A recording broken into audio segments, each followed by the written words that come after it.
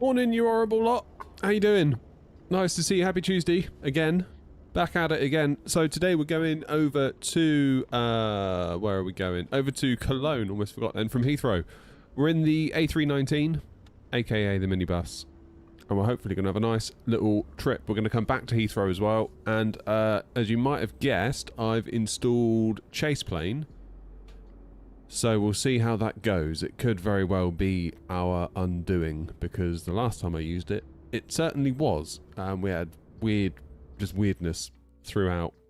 So we'll just see. We'll have to see. That's all we can do. If it goes wrong this time, we will bin it again for a little while, I suppose. You might also notice just sort of down there, there's a little weird black splodge on the screen. That is because one of my pop-outs has just decided to flood that part of the screen. So I don't know what to tell you. I don't know what to tell you other than it didn't do that before we had Chase Plane installed. So I don't know. I don't know. Anyway, it's nice to see you all again. I need to turn on Twitch, don't I? Poor Twitch. They'll be feeling left out. And then we'll get YouTube Vertical on the go as well. Happy days. We will not be streaming on TikTok today after last week. After we got told off for looking at graphics cards that weren't available on TikTok Shop. Honestly, where the hell do they get off? They can get in the bin. Still, all the best people are here. Who have we got? We got Flashy, Pope, Harold, Bobby, Mike, Dextro, Grumpy's in as well. Just landed in Darwin. Bloody hell, Grumpy. Where'd you fly from to get to Darwin?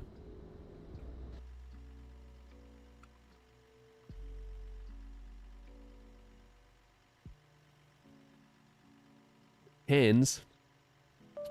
Hooroo. Lovely jubbly. Hey, there's an A340. Love to see it. Right, what am I doing? Out of cinematic view, please and thank you. And we need to go up to the top. And we need to get the batteries on. Battery 1. Come on. Battery. Wait, what? Confused. Let's take external power. There we go.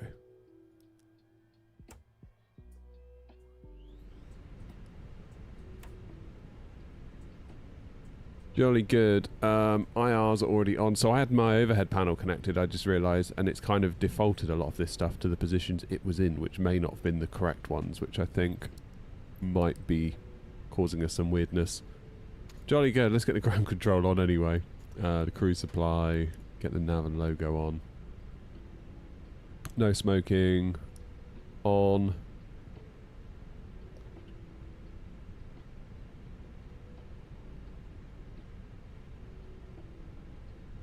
David's morning streams are the only times we in APAC can see his streams. What's APAC?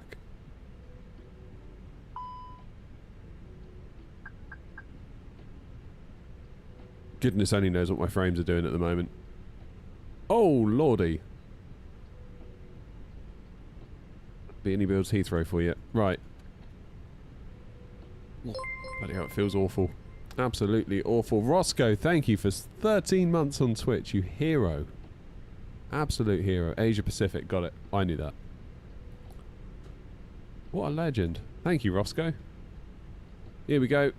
Heathrow to Cologne. What are we doing at Heathrow? 27 right, apparently. Brookman's Park 7 Foxtrot departure into Cologne. 31 right on the Copag 1 Bravo. We're going direct to final. Do we have an ETC at Heathrow? I really hope we do. I can't be doing with Unicom this time in the morning. What have we got? What's going on then? Oh, we've got London Control as well, look. So, probably by the time we've pushed back, tower will go offline, and just as we get ready to roll, it will be, literally, is that London Control just going offline? No, it wasn't. It's me zooming. Wow. Wicked. John's on tower. John's a legend. Heathrow Tower, initial climb, 6,000 feet. Arrival runway 27 left, departure 27 right. That fits with what our flight plan says, so that's good. QNH 1016. Let's put that in the box. Acknowledge receipt of information. Charlie, I can do that. Wanted up. This is going well so far. Call sign today, I'm going to make some notes. It's Airnaut 232. The old classic. I haven't got my mood light on. Hang on. There we go, it's a bit better, isn't it? That's a bit better.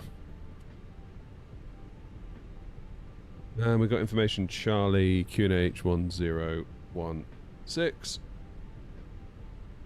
27 right. What we're doing, Brookman's Park, 7 Foxtrot.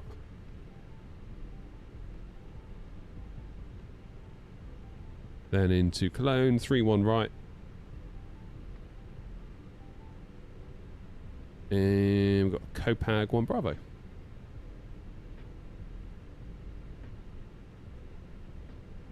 Lovely jubbly. That'll do us.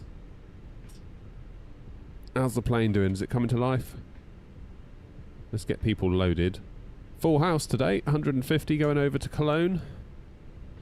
Love to see it. Now, GSX, are you going to do what you need to do? Are you, GSX? It's doing something. I can hear the doors.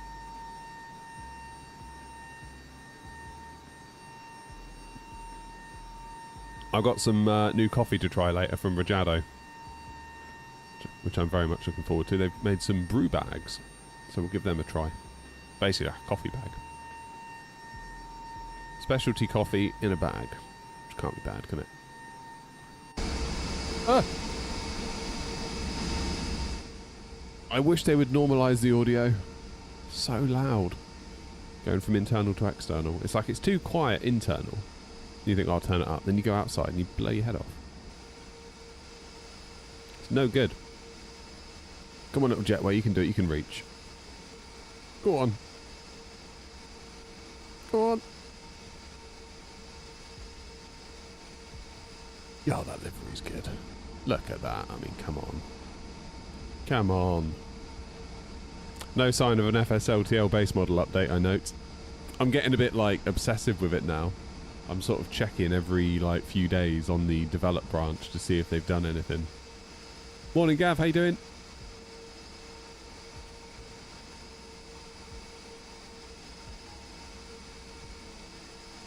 Yeah, every few days I'm like, have they done anything? Have they done anything? Have they done anything? And I know they're volunteers, but... And I know I'm being a bit crazy. And that's all there is to say, really. I'm aware of that. But I can't help it.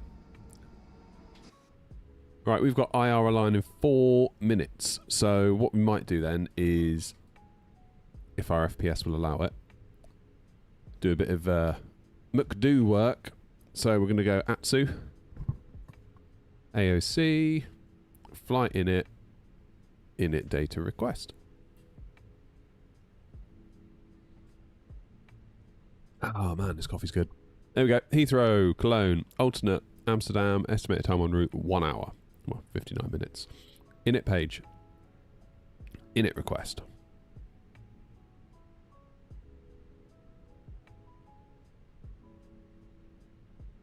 There we go. Right, flight number. We'll pop that in. Airnaut 232. Cost index. I'm going to take a wild guess that SimBrief has set it to 60. But we will check, because we're good like that. Yeah, 60. And let's look over here. 330 all the way there. So cost index 60. Flight level 330 in there. Let's get some wind. Matt, how is it? How is it? You good?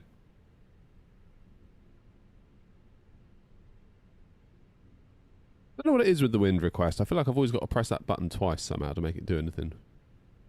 Or am I just being impatient every single time? I don't know.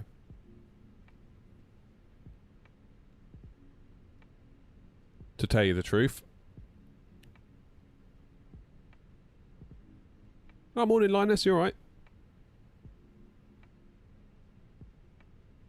I should give Tower a tune as well, shouldn't I?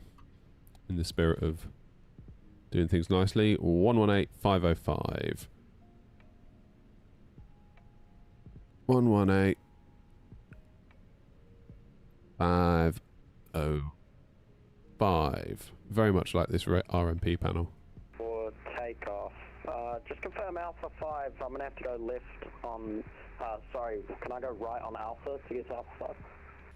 I beg your pardon, I can't read it. I thought it was Alpha 6. Oh, nice one, Hans. I'll give you a wing wave. Alpha and Alpha 5. Sorry about that. Source 319. My problem, mate. Look, Alpha 6. That'd be grumpy. Alpha 5 on my system here.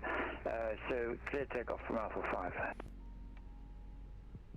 Clear takeoff from Tom's Alpha flying along 5, as well. Source 319. Very nice. Virgin 250, continue taxi, Titan Alpha. Oh, there's Linus. There you want it. That's Euro wings, right? Taxi Alpha and Alpha 3, Virgin 250 heavy. Right, still not done anything, but if I press wind request again, I bet it'll do it now. Clear the scratch pad. There it goes. Second time always does it somehow. Good. Goody, goody, goody. Well, what I'm going to do then, I'm going to have a quick chat to tower, get our IFR clearance. Hopefully we can get out of here. What sound am I? 243 right. Virgin 250, Alpha 3, line up runway 27 right, caution intersection departure ahead of you. Roger, Alpha 3, intersection departure, Virgin 250 heavy. Heathrow tag, Qatari 259, ready to taxi to active. Qatari 259, I may have messed up the system here. You, have you got a clearance? AFM, yes, what was it?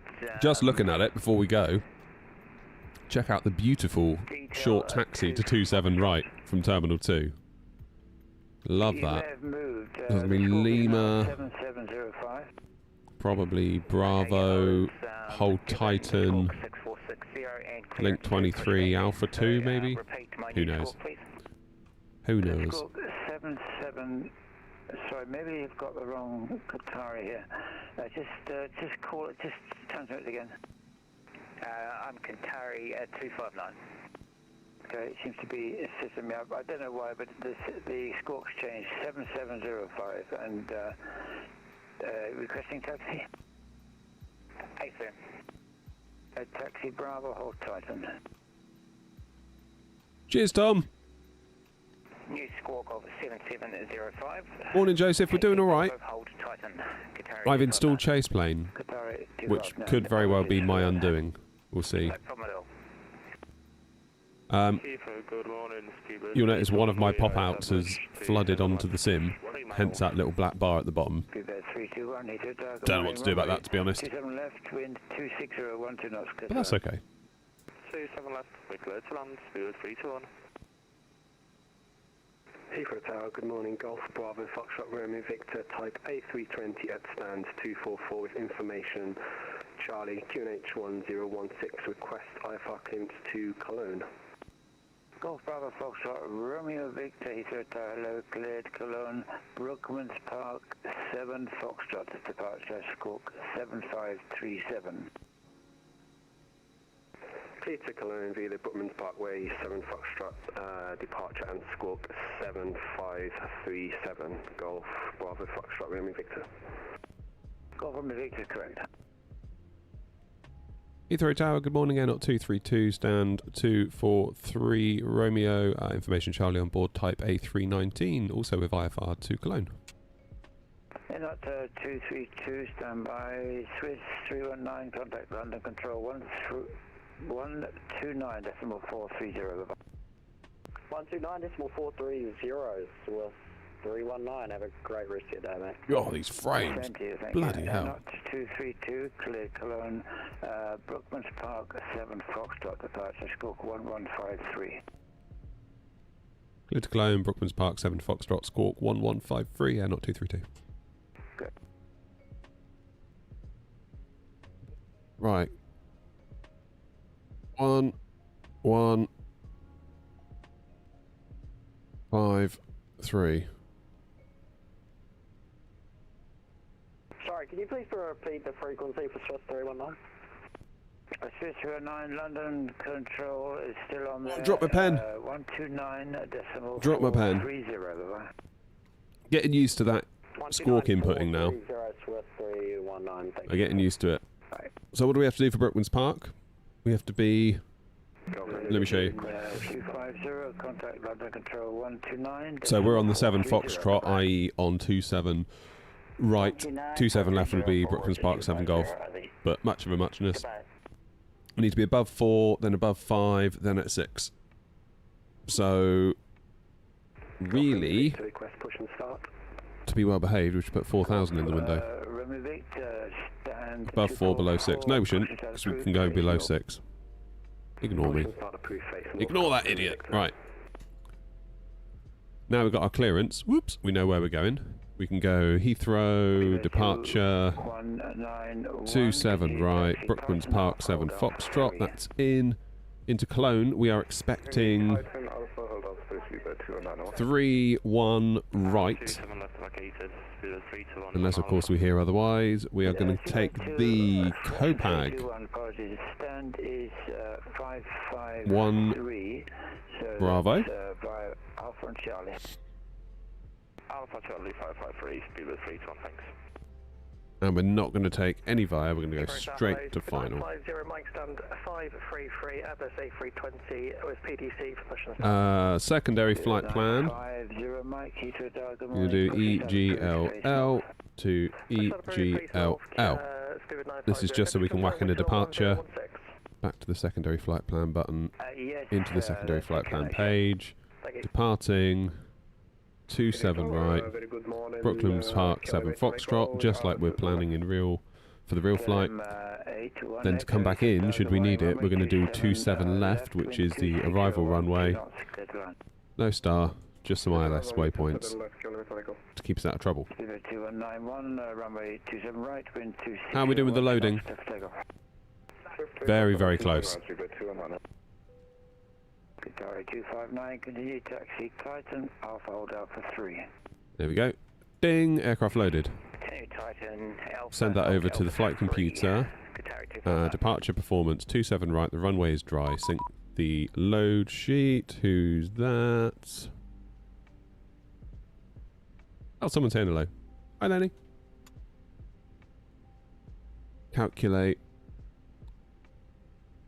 155, 155, 159, flaps 1, trim of down 0.1, flex temp 68. I mean, it's a hell of a big runway here, isn't it? So we'll be alright. We'll be alright.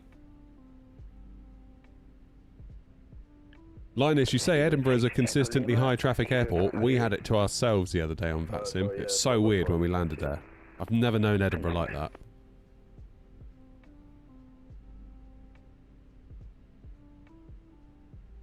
How's it going, Tanish? How do you approach frequencies on VATSIM? Do you look at your route and note them down ahead of time? Or hear what ATC say and try to remember them? So on vPilot, you've got a list of frequencies that are alive. So you can kind of go from there. They're also on the charts. Particularly helpful in Germany, because what vPilot publishes is quite often different to what the chart says, and they will go by the charts because they merge they do funny stuff. But worst case, a controller will contact you. You'll get like a did on vPilot, and then it will say, please contact me on. So that's them saying, please contact me. Morning, David. How are you?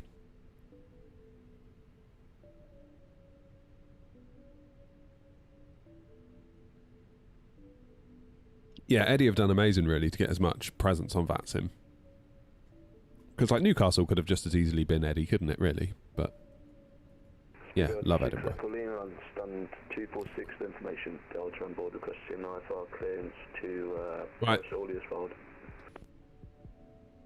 Silver 6 Echo Lima, cleared Paris Orly, Max 61 Foxtrot, departure, Squawk 7573. It's Paris Orly via the Max 61 Foxtrot. Let's get the APU on. APU master. I feel like my panel state is not what it should have been. 2191, contact London Control 129.430, bye-bye. Over to the next one. owing to the fact I had my overhead plugged in when the plane booted. Don't confuse me more. Qatari 259, line up runway 27 right. Line up 2. Cheers, Stephen. Right, Qatari 259. Thanks for watching. Good morning, Qatari 124 Alice and 420, right, was push and start, please.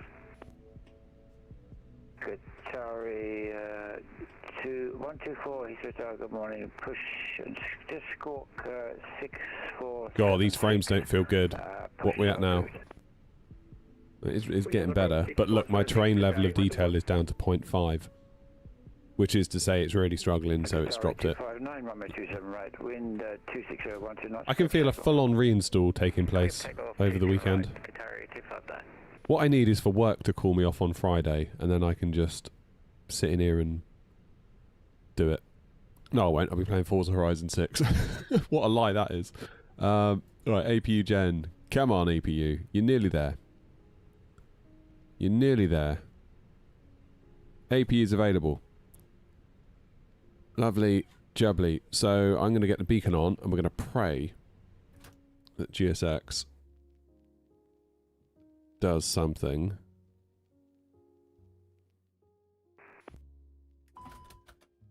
Shit. Hello, Captain. We are ready for pushback.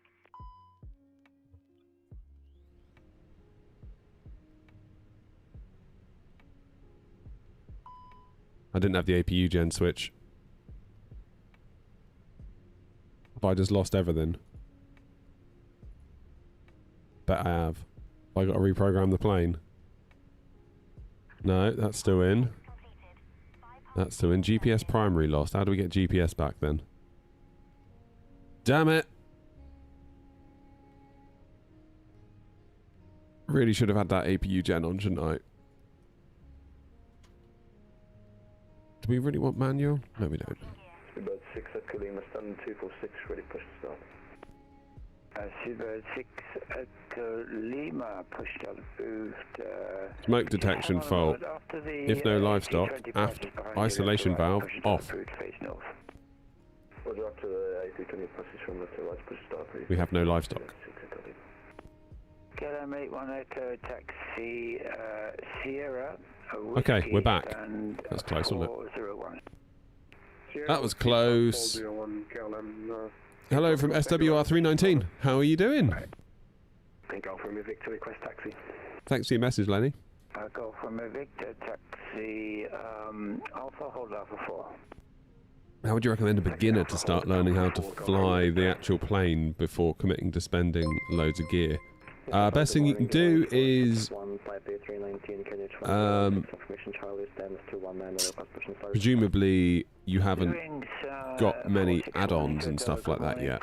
Like, are you flying the Phoenix or are you flying the fly-by-wire? If you don't want to spend any money, fly-by-wire is the way to go. That's how I started. Fly-by-wire have got a really nice web page where they teach you all about the plane. There's tutorials on YouTube everywhere. I was going to do a gate to get. Oh, we got to 2,000 followers on Twitch. Damn, that crept up on us. Thanks, guys. Heroes. Yeah, what I would do. Well, I was thinking of doing like a gate-to-gate video. Like where I show every step. Obviously, I need to make sure I'm doing it right. Because I know I'm going to do a video like that and someone will be like, actually, I've got a limited time to earn exclusive emotes. No! How do I do that on Twitch? I have no idea. Never mind. Why is my camera down here? It's better.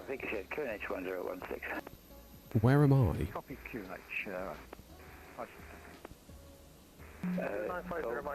Romeo Victor, runway 0, correction, 27 right. Why? Oh, there I am. Oh dear, look what Grumpy's in. Grumpy! 350 Mike, taxi, we're going to Cologne. Alpha, hold Alpha 4. Stephen. Bravo Lake 58, Alpha 4, 3950 Mike.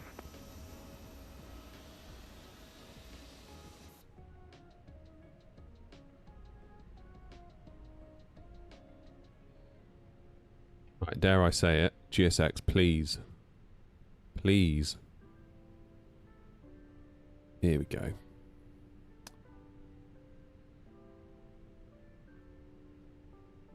Grumpy, did you just get pushed back? Forget what you were doing. Or was that IFR clearance you were doing? Speedbird 113, third target, good morning, visibility 5.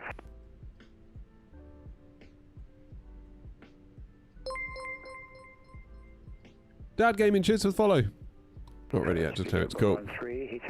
He makes Heathrow for me, and this is Indie Builds. Thank you, sir. Thank you much. Tower not 232, stand 243, right, ready for push and start. And up to 232, push and start approved, face north. Push and start approved, face north, and up 232. Facing north on taxiway Lima. Release parking brakes, please. Right, behold the sound of a Phoenix CFM. With information delta on board, QNH is 1016, 241, and flight is Airbus. Release parking brakes. Commencing push. Wonderful, thank you, shuttle. Start at will. Okay, SHT is not quite the shuttle, it may be some. Shuttle 3096, cleared Cologne, Brookman's Park, 7 Foxtrot, departure Squawk 7574. Shall we start on engine? Departure is Brooklyn Park, 7 Foxtrot, Squawk 75. You'll get that, Dad, don't worry. Like, honestly, when I started this channel, I didn't know what a SID was, I didn't know what a star was, I didn't know how to do a cold and dark. I didn't have a clue. So if I can do it, you all can do it. As we are about to demonstrate the safety features aboard our Airbus A319. Thank you. So I just heard a ding then from New Sky, but there's nothing on the screen. Speedbird 6, Echo Lima, taxi, holding point Alpha 4 via Lima and Alpha. Airbus A319. Okay, that's another sim update 5 thing probably. Let's start myself manually. Oh, see now I've done that, it's come up. Brilliant. Hearing score 61, taxi, Kilo Alpha, hold Alpha 4. Life jackets. Taxi via Kilo Alpha, hold Alpha 4, okay, running score 61. Must adopt if you hear. Feels like this pushback's quite fast. Or was that just me? There are 8 Qatari 124, would you like runway 27 left for departure? cabin crew are now pointing out the If available, just please, Qatari 124. Please be aware. Please set Qatari parking brakes. 124, taxi. Parking brake set, flaps 1. Straight ahead then, hold Sierra Bravo 3. In an emergency, leave all Straight ahead on baggage Victor Sierra Bravo 3, appreciate that, Qatari 124. is fastened, adjusted, and released as shown.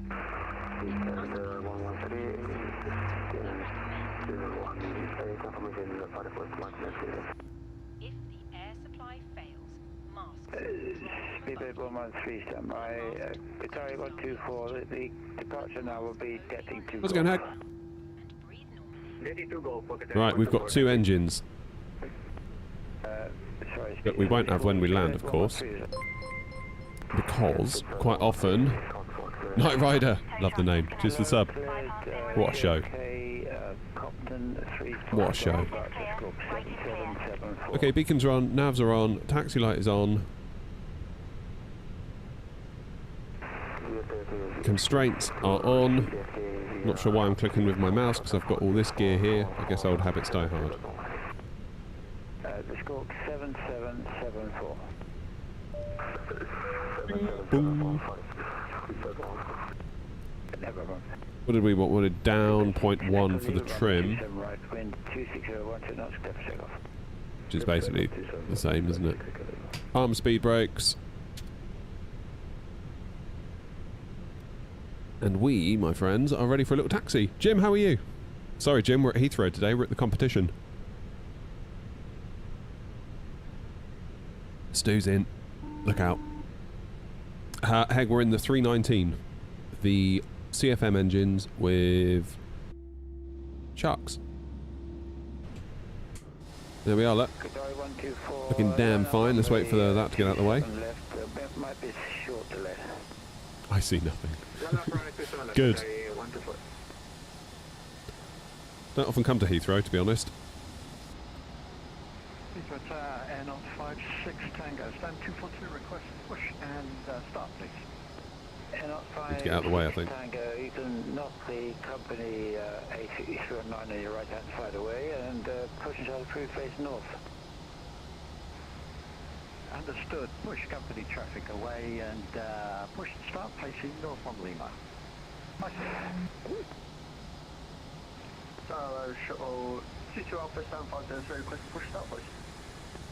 Shuttle 22 Alpha, push start crew face east. Push start crew face to the east, 22 Alpha.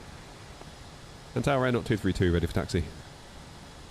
Not 232, taxi Lima Alpha, hold Alpha 4. Lima Alpha, hold Alpha 4 for Air 232. You'll see British Airways A320 on Alpha. Give way to him, please. Roger, Wilco, give way to the British Airways A320 Air 232. And Golf Romeo Victor, sorry, my V pilot died on the takeoff there. Okay, he suddenly appeared from nowhere then. London will complain, I expect, but try contacting him. 129.430, bye-bye. Yeah, sorry, 129.430, Golf Romeo Victor. Where's that British Airways? I see you. 518. Because I forget Warsaw information that is on board. Don't be stressed, Doc. It's alright, it's only supposed to be a bit of fun, isn't it? Brookman's Park 7 Foxtrot departure squawk 2225. Now, how are the frames? I was going to say, it feels a bit better. It's amazing how much better 40 feels compared to 30. Or like 28. So there should be a BA A320 coming right across our screen, left to right, any second. Earrings, sorry, disregard. Qatari 124, runway 27, left. There it is. 29013 knots, clip check. Which engine do you prefer? It's not that I prefer one or the other, I just like having the ability to switch to keep things interesting and not, you know, not get too used to it. Alright, so we're going to do an Alpha 4 takeoff.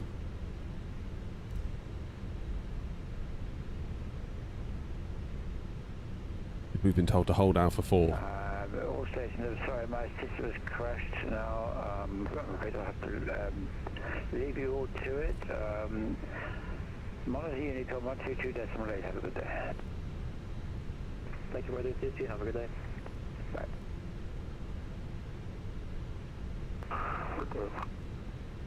Bye.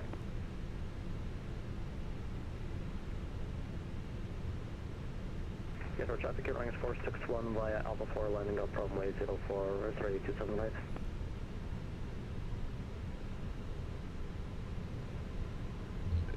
Left is clear, right is clear. Heathrow traffic Air 232 on Lima, turning on to Alpha, holding for Alpha 4. Heathrow traffic, Stupid 950, Mike landing up on 27 right via Alpha 3. Sky Vibes, how you doing? I don't often come to Heathrow. We were talking about it the other day and it's like, we need to go to Heathrow more. Like, I've got the scenery, I've got all the stuff. But I always tend to end up in Gatwick for some reason or another. That's alright. We shall come more often to Heathrow. ATC did, but is London still on? No, they are not. So, just as we predicted, I think basically Tower was like, you know what? That air not idiots on the move. Let's fake a system crash and get the hell out of here. Who can blame him? 461 taking off from 827 right, Brookman's Park 7 Foxtrot departure, Heathrow traffic. Heathrow traffic and 56 Tango taxiing to holding point Alpha 3 via Lima and Alpha. Heathrow traffic, Food 900 Mike, we're going to continue to hold a shorter beam Alpha 4. So if anyone wants to get behind Alpha 3, you can do. Jubbly. Brams, thank you.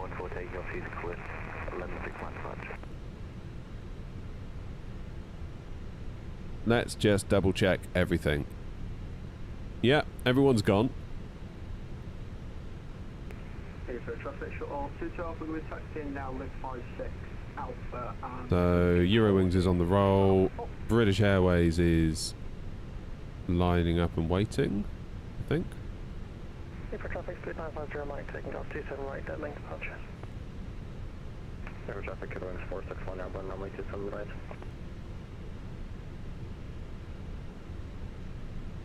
Speed traffic, EDDK 4 kilo, Lima, taxi 9 Golf 1, runway 25 right, Delta now.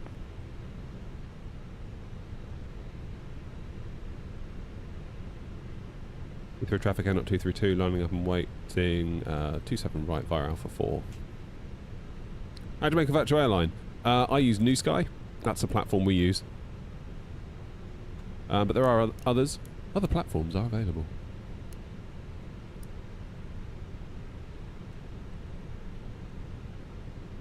Come on, you turn. Thank you. Start the clock.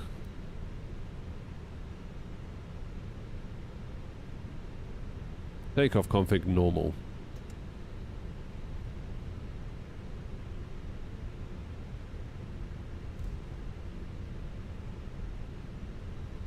No one's coming in on 27 right, thankfully. You just know that would happen right now, don't you? Now the tow's gone.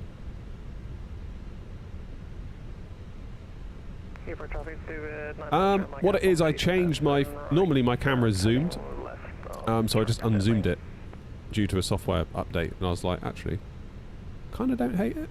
So I thought I'd just try it for a day, see what happens.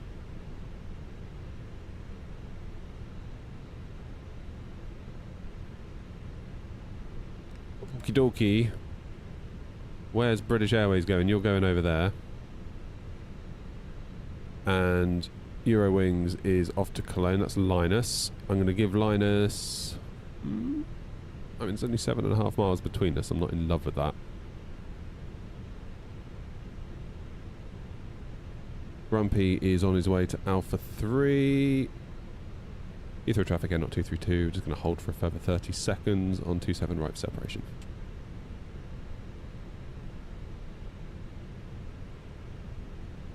Yeah, the wide angle view does mean I feel like I should probably tidy up my shelves a little bit.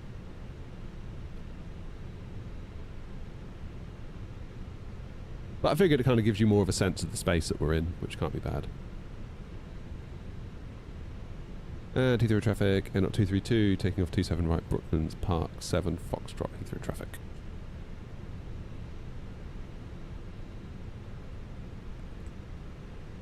Ready to go, Cologne? Heathrow traffic, shuttle 3096, pushing back from stand 241, altitude Lima.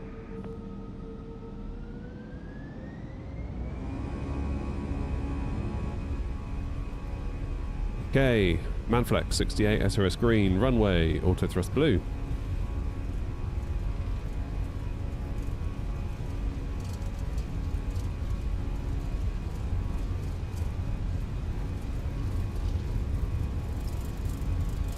Forget how long this runway is, don't you? Especially when you've gotten used to doing like Bristol on the Bristol tour that we're doing at the minute. V1, rotate. God, those frames are awful. Positive climb, gear up. Landing back in here is going to be good fun, isn't it, on that basis? Can't wait for that. Sound like a slideshow to get you into Heathrow, is there?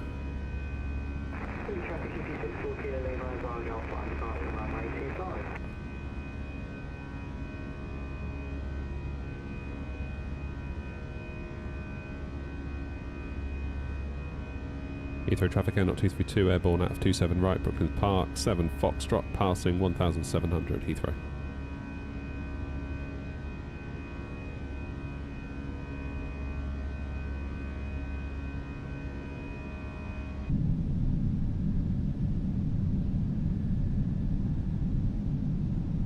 Okay, we're going to have flaps retractions shortly.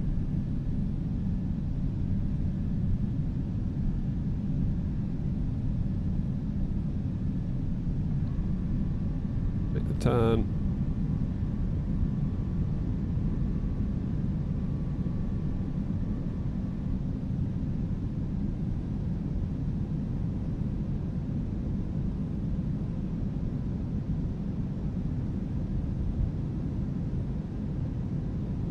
That's a bit of wing flex there, wasn't it? Damn.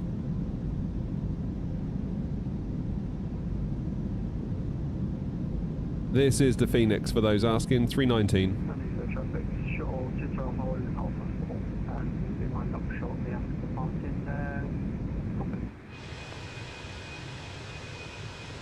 Forgot we can have cinematic views, can't we? While I fly, using the little screen here. Because look, we can now... should have a turn coming up. Oh yeah, baby, look at that. Am I putting on a show for you or what?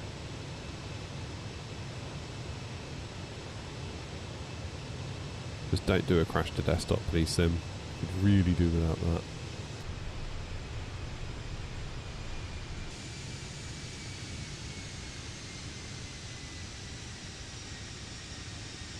Okay, you can hear the engine spooling down. That's because we've reached 6,000 feet.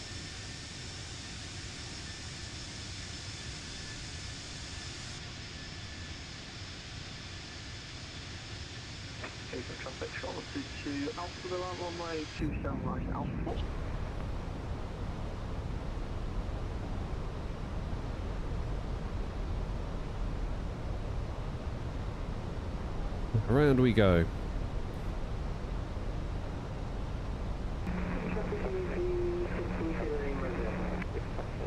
We'll get round this turn and we'll take a view on traffic and we'll look at getting ourselves buzzed up to 330 if it's going to be safe. We don't want to do it if we're going to cut someone up or anything like that.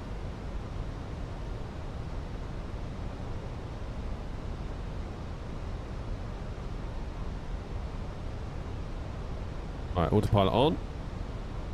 It is chase plane, yeah. What's the black rectangle? So that is my pop-out manager. It seems to have flooded my PFD onto... yeah, onto the screen, onto the sim. I don't really know why, to be honest with you. I wish I did. Okay, easy, where are you going? Barcelona. Where are you lot going? Manchester. Manchester.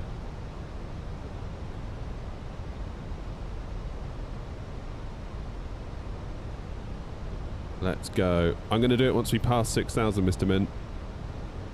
Because otherwise it can throw the plane out if you're at 6,000. Heathrow traffic out 232, climbing now flight level 330, final call Heathrow. Okay, now we'll do it.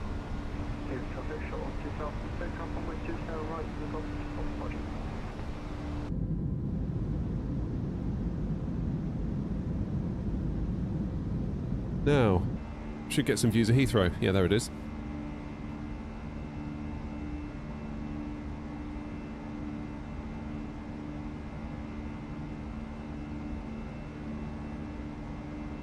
Morning, Mr. Mint. Yeah, Linus, if like I'm flying at, if like I said, it's got me at 6,000, if you go to standard, it might take you to 6.2 or 5.8 or something, and then the plane's like, ah! So I just leave it alone until I'm going through that flight level.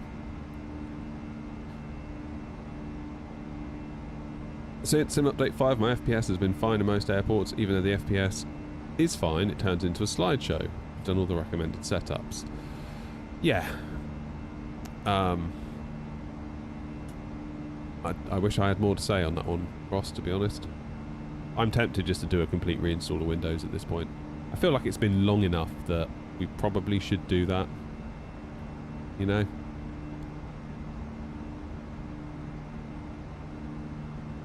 So, I don't know. Samuel, how are you?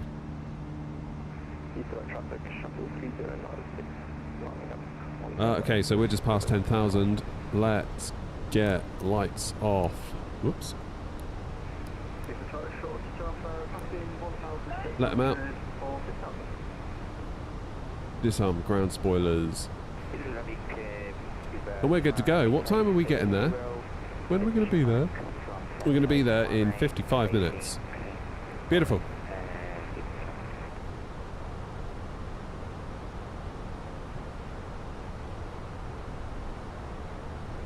But I don't know what we're getting now in terms of frames. Still struggling a bit. But then we are over London, so you can see this one's always the big tell at the moment. The train level of detail factor, so this is like 0.65 at the moment, 0.66, so it's climbing, which means the system is finding it easier to maintain 45 FPS. If it goes below 45, I've set it to basically crank everything down. And that does help us out quite a lot without really affecting too much. What I'm interested in is this new Windows 11 Xbox mode, where it will essentially kill unnecessary processes that Windows has running in the background to therefore increase your gaming performance. That could be pretty cool. That really could be pretty cool.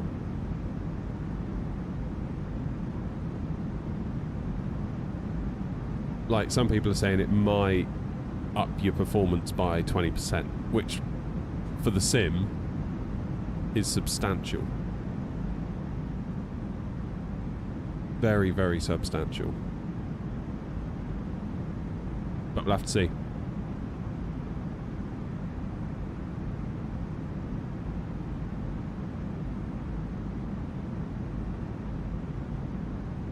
Is there a plane above us?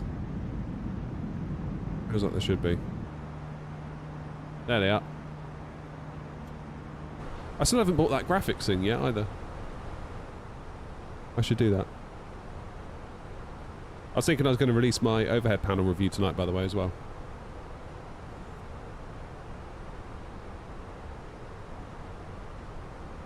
Cheers, fam.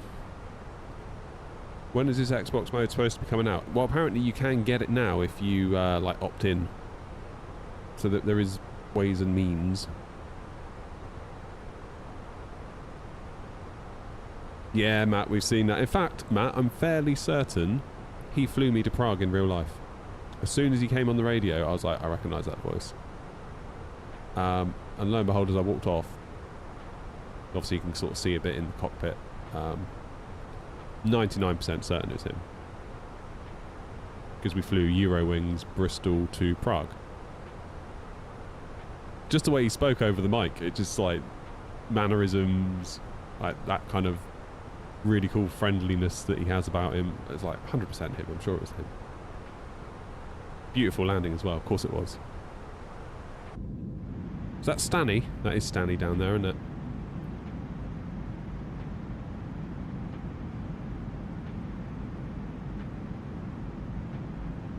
Could be wrong, could be there's another guy that looks just like him, sounds just like him, but I'm very, very certain it was him. That was a weird time to fly as well, because that was just coming out of COVID and people were just getting used to it again. It was an interesting time to fly, that was. Because it's very much like, you know, you must wear a mask on the plane at all times. You will not be allowed on the plane without a mask. And then they're like, who wants a drink? And then they're selling drinks. It's like, oh, you can take your mask off if you're eating a drink. And it's like, well, that's pointless then, isn't it?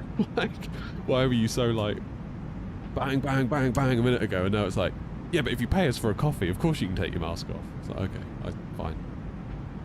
I get it.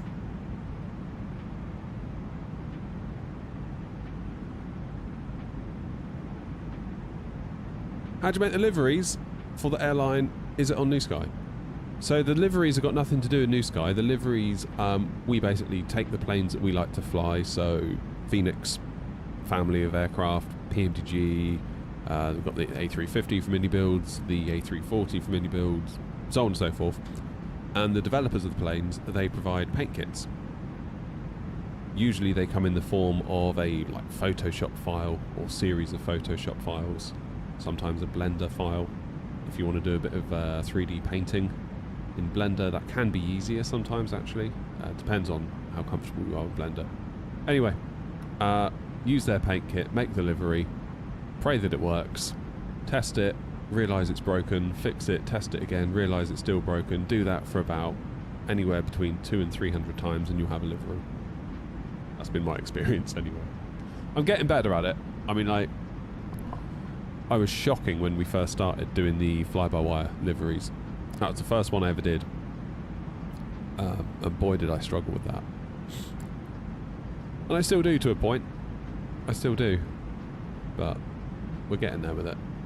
I feel like it just doesn't come naturally to me. Like thinking in 3D space and paint and stuff like that. I don't know. So there's this tool that you can use for doing 3D modelling called OpenSCAD, and I find that so much easier because it allows you to code a 3D model.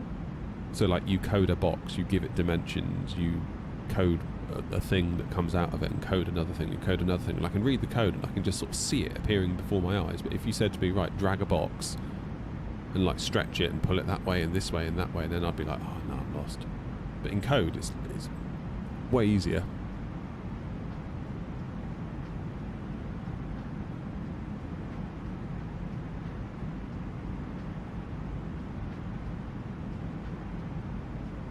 But yeah, I feel like as every livery we do, it gets a little bit easier. And to a large degree, it does depend on the paint kit as well. Like some paint kits are just not very friendly. Some are better than others. So it depends. The A380 from Fly-by-Wire, that one, well, had it not been for Grumpy encouraging me, I'd have probably given up on that. To be completely honest with you, that was not fun. That was like a whole day.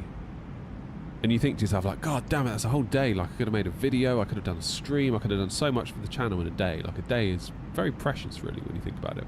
Because I don't have a lot of time to work on the channel. And we like to get a lot done in the time that we have. And then to have a whole day taken out for a livery, it does sting. But then once you've done it, you feel really glad because it's there and it's an asset forever. So, yeah. You can imagine my horror when we got accepted as a VATSIM partner airline in December last year.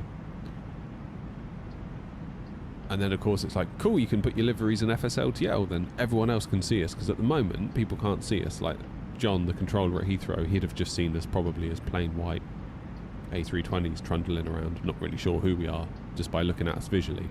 Obviously if you see like a red tail with Virgin written on it, you know that's going to be like a Virgin Atlantic. So yeah, we had to redo all the liveries for FSLTL. You can't just give them your Phoenix livery, you can't just give them your PMDG livery. You have to use their paint kits that are designed for their low polygon 3D models for efficiency and performance reasons. Totally understand that.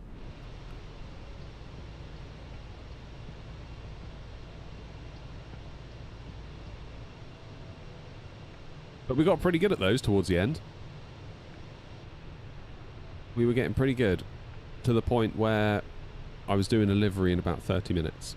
But their paint kits were way simpler, because they were low polygon, therefore less to do. Much more forgiving. I could do across the pond, and then during that period do another livery. Problem solved.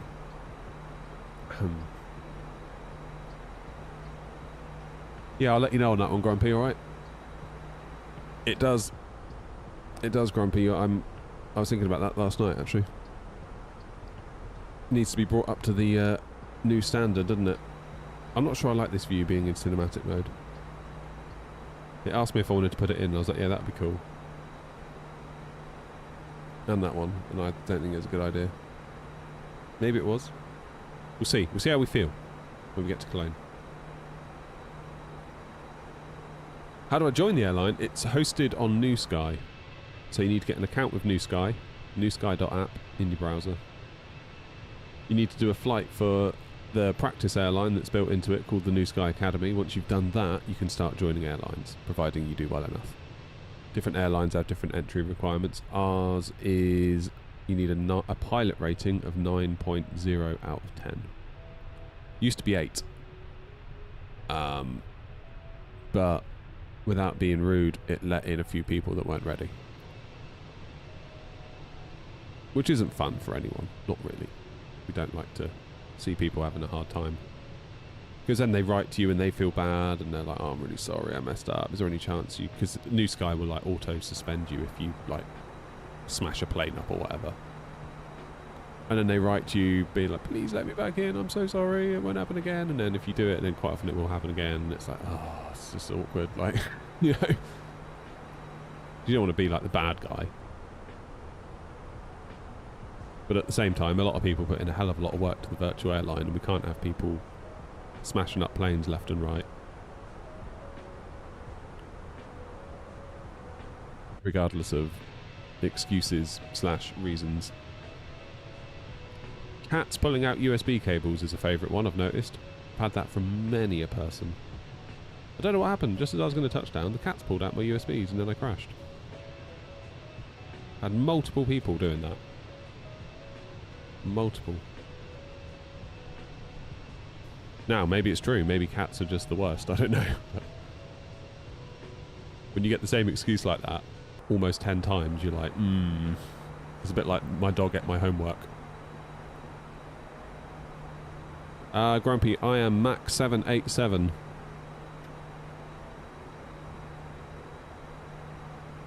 Newsky.com? No, newsky.app.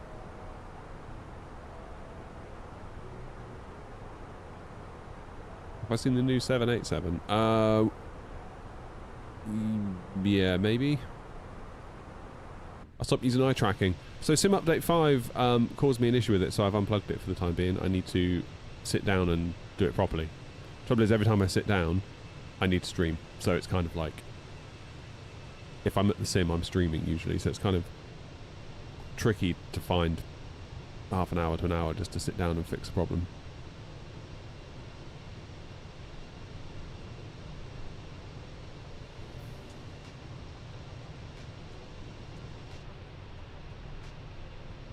That's the other thing, Linus, is when people say, please remove the flight. It's like, you presume I can remove the flight, and I can't. Like, I can't do that. Sometimes it's because I don't want to, or I don't think it's warranted. But we get a very, very, very, I forget what the figure is. Is it 2% of all flights in the last 30 days we can delete? Which is like an incredibly limited amount. And I think there's a cap on that as well. So, like, if someone just has a bad day and they're like, could you remove that? It's like, well, no, sorry. If somebody has, like, a PC crash or something, then, yeah, I would consider deleting the flight. But just, like, I messed up. So, no. I mean, like, if an EasyJet pilot messed up, do they get to delete the flight? No. They have to deal with the consequences, don't they? Philip, how you doing? But oftentimes, like, if we've had a lot of crash to desktops, people have, like, there was a period of time where the sim was quite buggy and we had to use quite a few of them. Oftentimes people would write to me and I'm like, I can't. Like, it literally won't let me. We're out of deletes.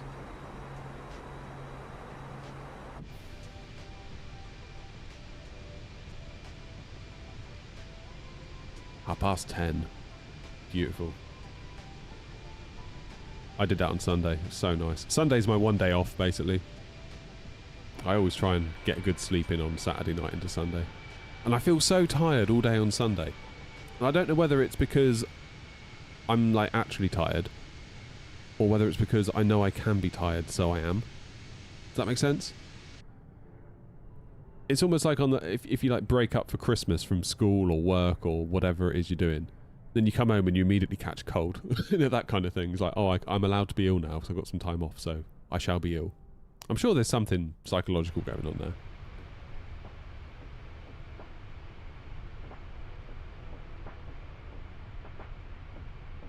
What's the point in New Sky? How does it really work? So, as a virtual airline owner, you have to create a schedule, so like a route network, so decide where you're going to fly to and from. You have to lease aircraft that are positioned at your various airports so that pilots have got something to fly. And then we go about our business. And your flights are tracked and ranked, so if you smash it into the ground, you'll get like an out of 10 score per flight. Each flight contributes to your personal pilot average, and also every flight you do for AirNot contributes to the airline's overall average. So again, if somebody gets a 0 out of 10 because they binned it, well then that's not good.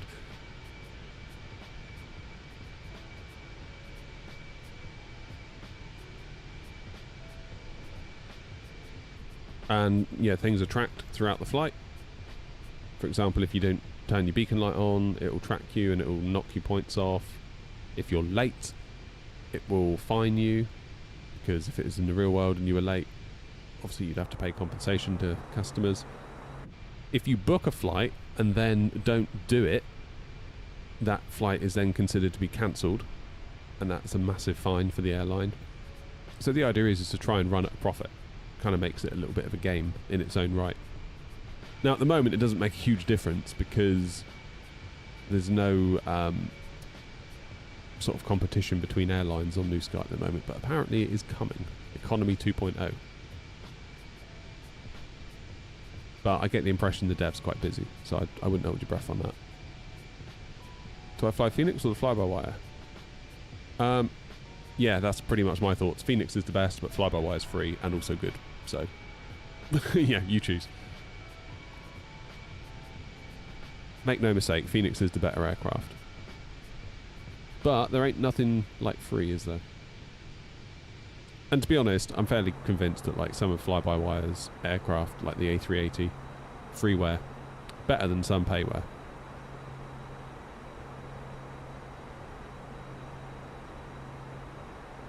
You do not have to use, if you join the VA, do you have to use liveries? No. Some people, well, like Linus, for example, right now, I think he's flying his Eurowings. He may very well be flying for the VA with a Eurowings call sign on VATSIM. So you generate the flight in New Sky. It can generate you a SimBrief flight plan based on the number of passengers New Sky's allocated you, cargo, all the rest of it. That will generate you a SimBrief plan. All you need to do then is go edit and change the call sign from X-Ray November Oscar, which is us, to like, I don't know, RYR for Ryanair. So to join the airline, you need to first fly for New Sky and get a good rating. Yes, Lenny.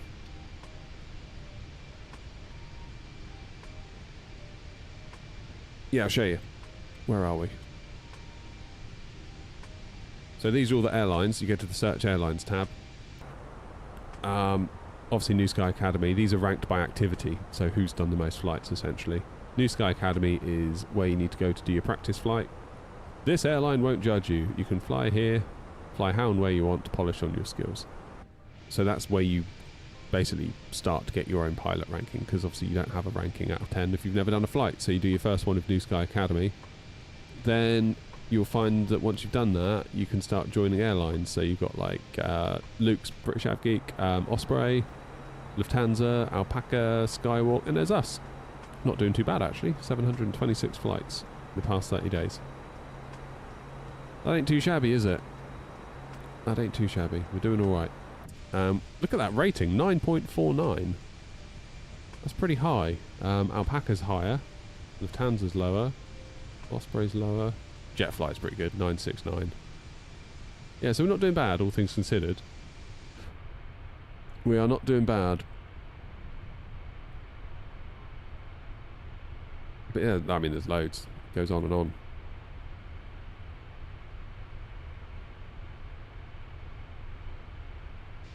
If you want to book a flight, go to My Flights, book a flight. Preferably do a scheduled flight, because then the airline will earn 25% more. So these are all of our scheduled routes. You can see where the hubs are: London, Copenhagen, Toulouse, Istanbul to a point, Dubai to a point, Singers, Sydney to a point. You can actually circle the globe because you can go all the way around it now. It's good. Lots to be doing. I mean, Doc, if you want to just use the livery and just fly without flying for the VA, you're more than welcome.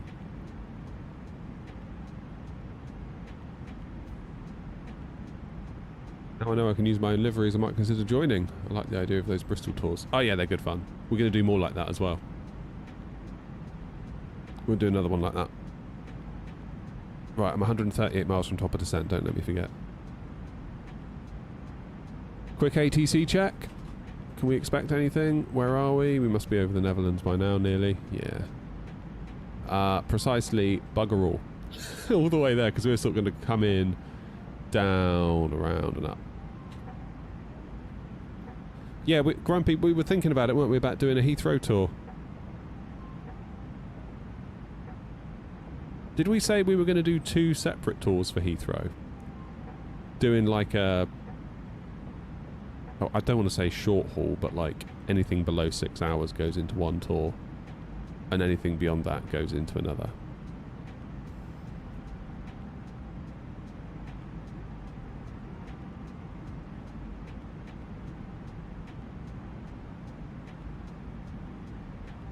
Yeah, I thought that's what we agreed. And then maybe we'll do a Griffin-inspired tour out of Gatwick. So BA-inspired routes out of Gatwick, that could be quite cool. Then maybe Frankfurt could be a cool one. Amsterdam would be another one, I suppose. Munich. I'm trying to think of like airports that are quite big and require mastering. Bristol's a fun one just because of its runway, I think. And it's a tragically underrated airport, Bristol and VATSIM. I really wish that Bristol had Edinburgh levels of ATC. Like, you sometimes get it, you sometimes do, but it's not as common.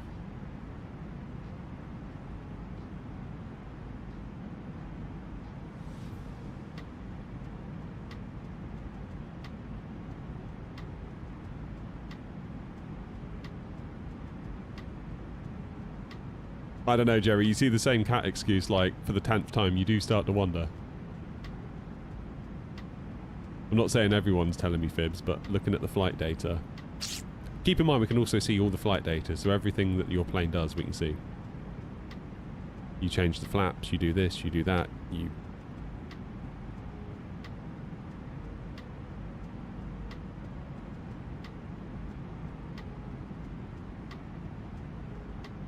What kind of socks am I wearing? I haven't got a clue, just like...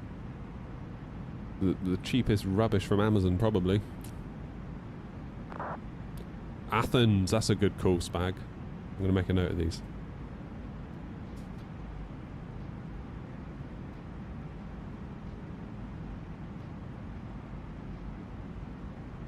Right, Athens. Say Munich. Frankfurt.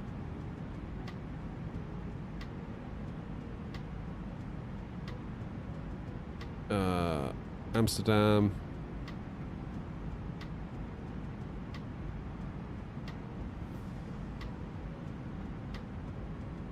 What's the scenery options for Barca? That's the other thing, because Munich and Frankfurt, you've got decent scenery options, and Amsterdam by default. You can get by with all 3 of those. I know it's not ideal. Hamburg's got a good freeware, hasn't it? Keep them coming.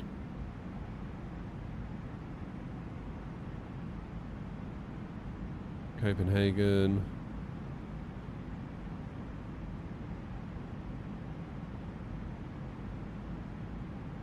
Thoughts on how long they should be?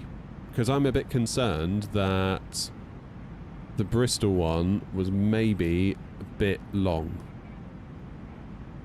Because I didn't fully factor in... Well, I did and I didn't. Because I thought 20 return trips, that'd be great. But then you're like, damn, that's actually 40 legs. And some of them are a bit long. So I think perhaps 15 max. 10 to 15, depending on how it feels.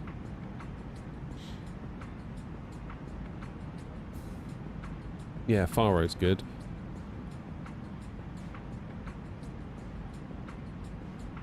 Where are we flying? We are flying to Cologne. Because keep in mind, like 16 return trips means 32 legs. I mean, it hasn't really affected uptake of the Bristol one though. Like, quite a lot of people have jumped on that.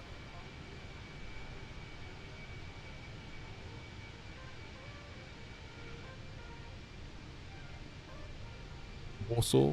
Good shout.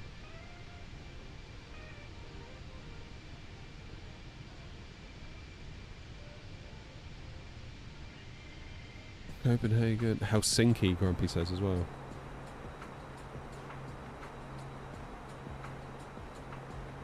Also, we could potentially run out of tours on New Sky. I think there's a maximum of 50 tours that you're allowed.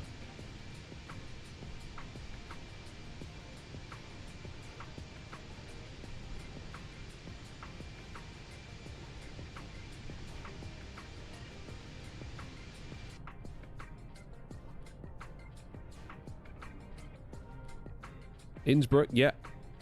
We could do Innsbruck, although I don't know how many flights are actually in and out of Innsbruck. Like, what's the destination kind of variety? I mean, Innsbruck does seem like a really good fit, doesn't it? Innsbruck and Madeira.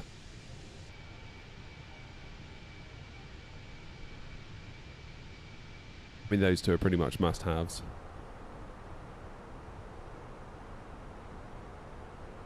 Yep, Athens is on the list. Athens is a good one. Athens would probably require payware scenery, which might put some people off.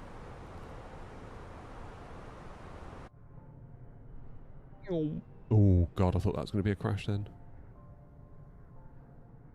Speaking of, what's the GPU doing today? Oh, good. It's not where I left it.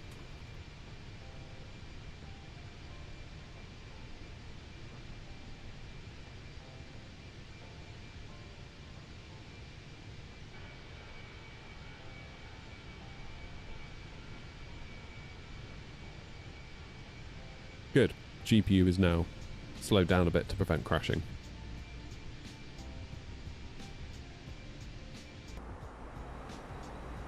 I mean, really, you want the airport to have something going for it. Like, obviously, Frankfurt, Munich, you've got their complexity. And the busy airspace in Germany that surrounds them is kind of their appeal, isn't it? Similar to Amsterdam. Athens, similar.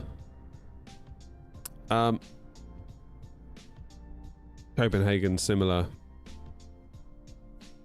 Innsbruck and Madeira, obviously, for their own reasons.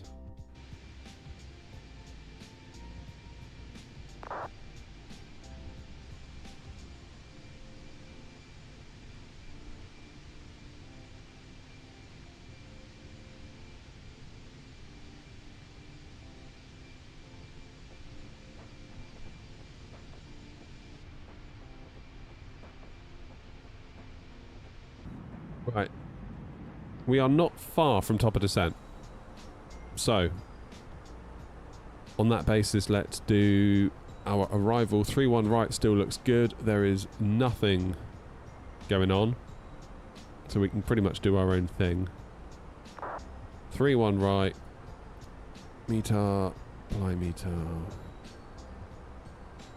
So I'm going to punch this into the MCDU. Save going backwards and forwards of the camera. Wind 280 at 16. A little bit windy then. Temperature 10, QNH 1014, and then minimums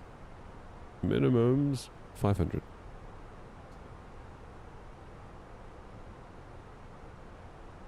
Destination data is input. Alright, so let me read out what's on my list so far. Athens, Munich, Frankfurt, Amsterdam, Hamburg, Copenhagen, Warsaw, Helsinki, Innsbruck, Madeira. And obviously Heathrow.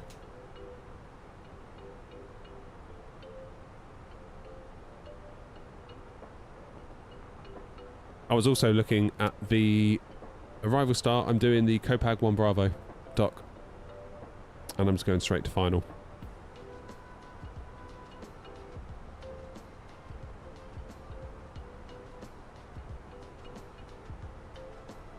I've got 3-1 right, Grumpy.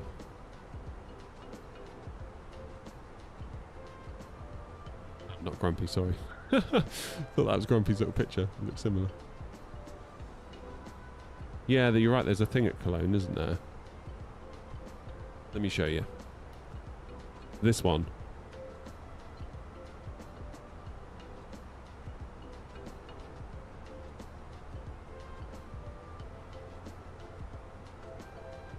Now, where are you going?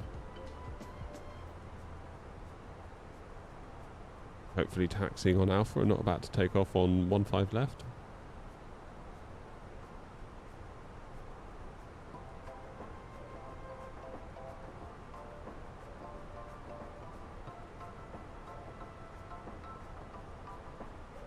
Yeah, they're going on Alpha. Had to wander there for a minute. 44 miles until top of descent. Cav, how's it going? We're doing alright, aren't we? We are doing alright.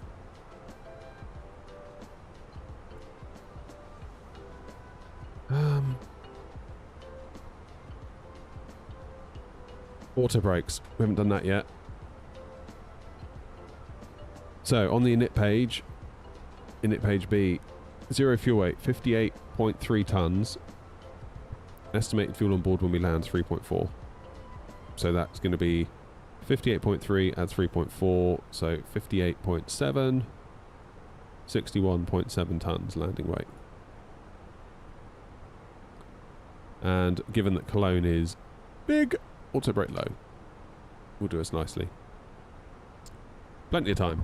I bet even Grumpy could land auto brake low in this 350. Easy peasy.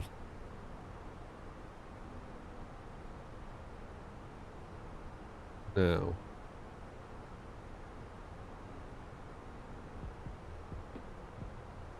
Grumpy, I'm going to go for cost index 5.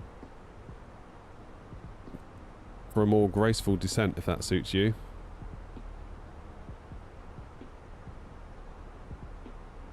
Which means I need to start descending now.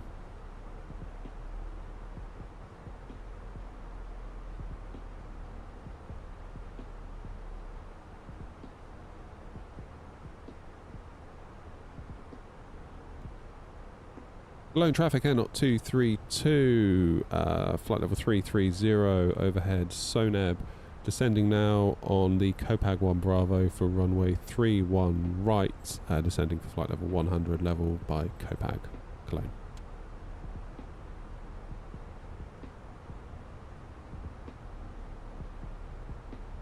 Used New Sky for the first time yesterday, got a 9.65, which I feel like is good for me, but then seeing you get 10s makes me think I should wait. Well, keep trying some flights, Cav. What was it that made you not get a 10? Was it like forgetting a light, or was it more the...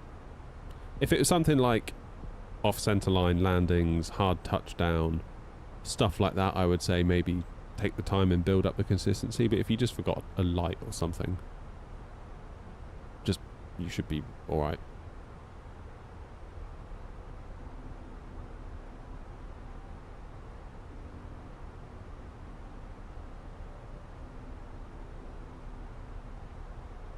It used to be 3214, did it? Why did they change then? What prompted that? I mean, in fairness, the runway heading for 31 right is 314, so I guess if you were to use the rules of rounding, then you should... Yeah. Left to centre line. By how much? How many metres? Hi, Max.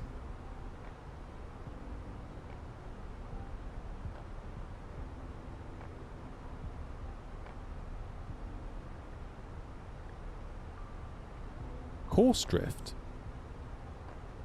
Oh. Damn, okay. Magnetic variation.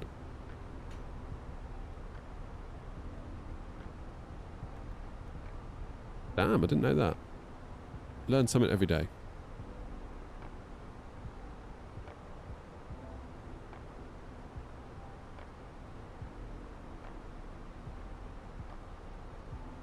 Do I like it more on YouTube or Twitch?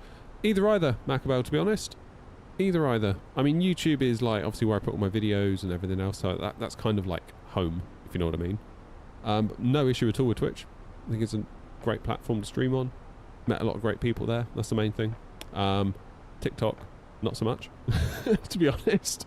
We are not streaming on TikTok today. I've had enough of TikTok.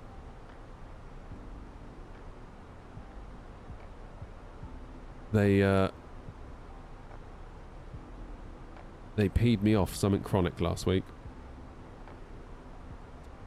Because we were looking at 5090s.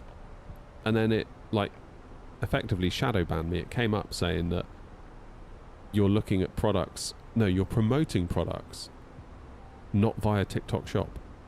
So your stream has been binned, basically.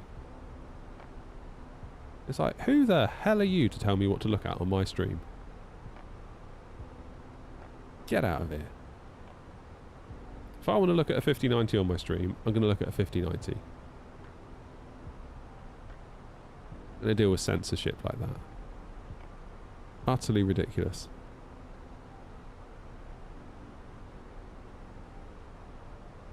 Maybe I need to start, like, using hand creams and stuff on stream and flog them to you via TikTok Shop. Maybe that's what I should do. Become one of those get ready with me influencers. Spend the day with me. As a complete moron on TikTok. New content strategy right there. Have I tested the 4080 Super since Sim Update 5? No, Max, but the plan is to do that. As for when we do that, I don't know. Very busy at the moment, but that is a plan. So many plans. Not enough action. The other one, Bert, is when the Airbus touches down, or just before it touches down, obviously it gives out a certain call out that is a certain word. I won't say it in case I trigger platforms we're currently on. And TikTok invariably will say that I am doing hate speech. And it's like, no, I'm not. Because A, I didn't say it, and B, it's a legitimate use of the word when used in the context of an Airbus bringing its throttles to idle. So you can appeal it, and then within seconds the appeal is denied. So it's like AI has detected that it happened in the first place and binned me for it. Then I appeal it, and AI then obviously insta-rejects the appeal. So it's like I'm just talking to a brick wall here. Hey Dan, I'm good, thank you.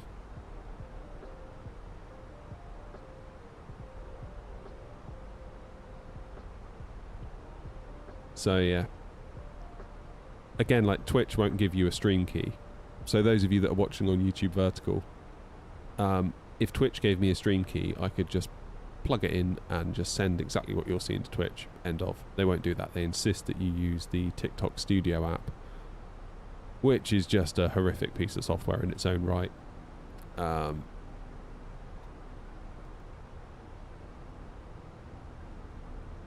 It means you have to have another encode session going, which degrades performance, or potentially could degrade performance of your other streams, just to then deal with TikTok being completely obtuse.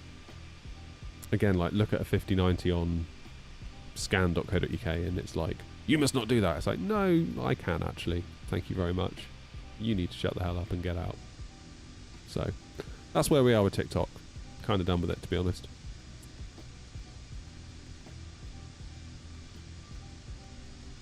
Don't know what I'm going to do without all the Airbus or Boeing questions, or do a barrel roll, or game name. Game name, that's the one, isn't it?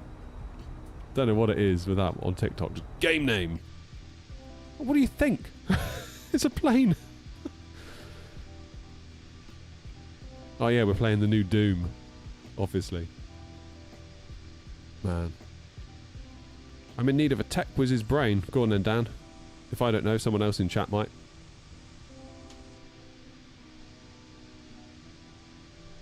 Game name.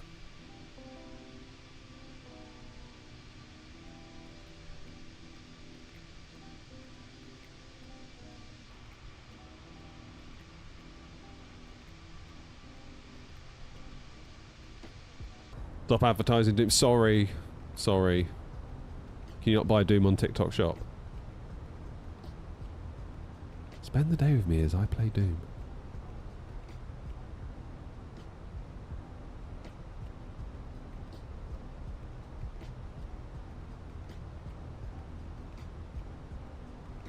Old man yells at cloud. Almost quite literally in this case, but that's fine.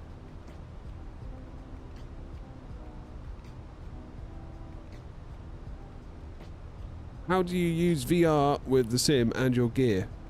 With great difficulty, Philip, to be honest with you. Great difficulty. That's the problem. So, I've got a Pimax Crystal Super up on the wall there, hanging on. And, yeah, as soon as you put that on, it's incredible, it's phenomenal, like, my word. But, all of this, suddenly you can't see it. So generally I'll grab the throttle, grab the stick, and just hang on for dear life.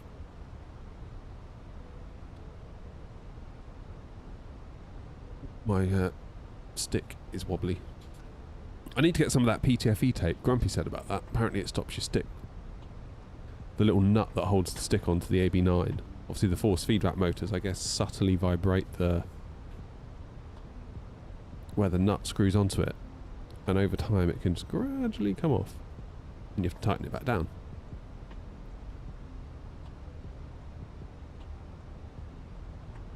Yeah, Macabre, you need to play the new Doom game. I don't know that you do, actually. Traffic off Foxtrot Romeo Victor 5000. I thought it was a bit mid, to be honest. Direct call, second got 3 I left 3 2, correction, I left 3 1 right, still on traffic.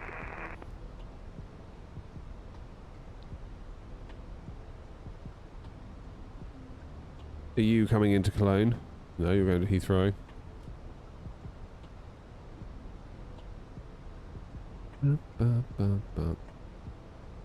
Let's click on Cologne. No, I want Cologne, not that Eurowings. Alright, Linus is next.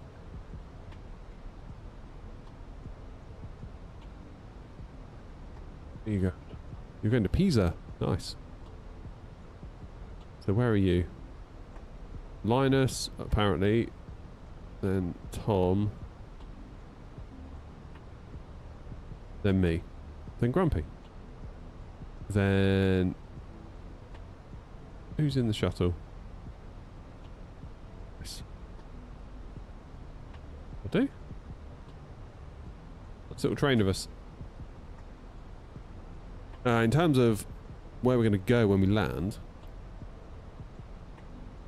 is there very much difference between the AB9 and the AB6 in terms of simulating the Airbus field? Yes. So, Cav, if you have a look, I've reviewed both. The 9 is beyond compare, I would say. It's so good. It's so good. The 6 is still good, but you can feel like the cogging on the gears, because the 6 uses a gear-based force feedback mechanism, whereas the AB9 uses belt, and belt is way smoother. So as you move the stick, just very, very, very subtly, you can almost feel like, I don't want to say clicks, but like little, sort of like the teeth of the cogs sort of going into each other.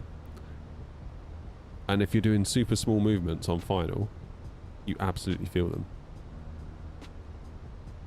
It's almost like if you're doing normal movements, you've got about like 3 or 4 clicks in either direction off center.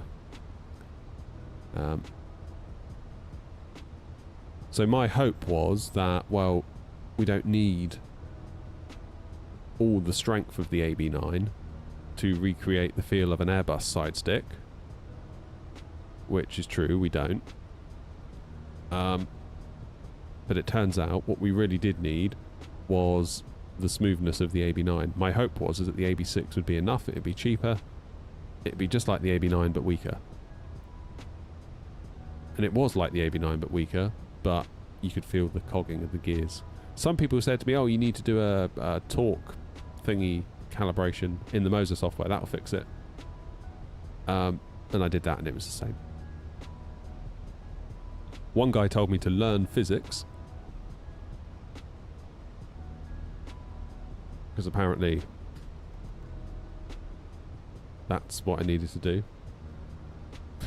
Learn physics. Don't know what you're talking about. It's like, well, I've used both. I'm telling you how they feel.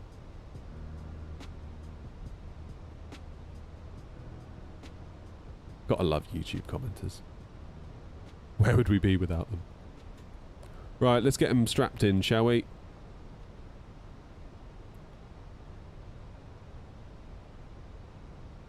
Line traffic N0232, just past Copag, continuing our descent now for 4,000 feet for the ILS 31 right, Cologne. Correction, 3,000.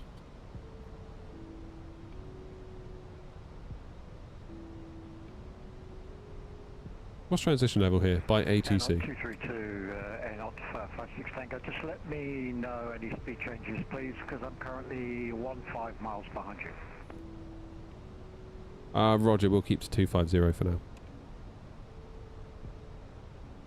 Plane traffic Golf Romeo Victor, establish ILS 32, correction, sorry, 31 right, 9 miles, plane traffic. I suppose the other shoe to drop Cav is wind controls one, but again, we don't know about them yet, do we? My hope is that their cheapest one will be good enough for A320 simmers. That's my hope. I hope there's not like a gotcha with the entry level most affordable one. It's still a lot of money. I'm saying affordable, but it's still a lot of money.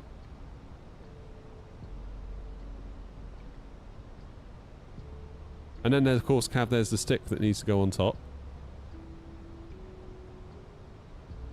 Are you a left-handed or a right-handed simmer? Because if you're right-handed, Moza do the MA3X side stick, which I was very much a fan of. Really like that. I just wish they did a left-handed version. But they didn't.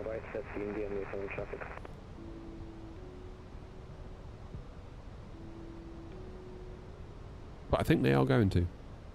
Was that an FS weekend thing, or was that... Who's doing this left-handed stick, or was that wind control? I've forgotten, honestly, to be honest.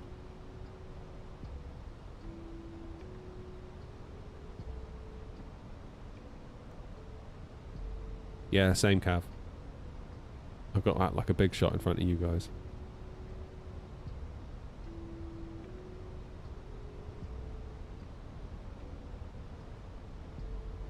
Missed approach.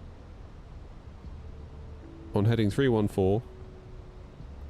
Turn right, climb 4,000. Plane traffic Golf Romeo Victor, landing 31 right, Cologne. Oh, look at that. Threading the needle through these clouds.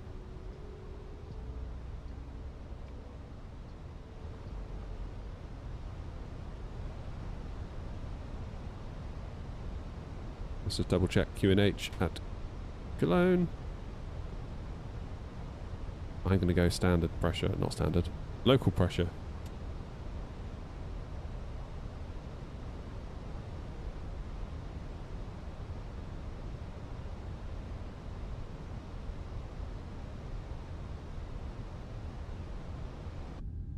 Little bit of speed brake.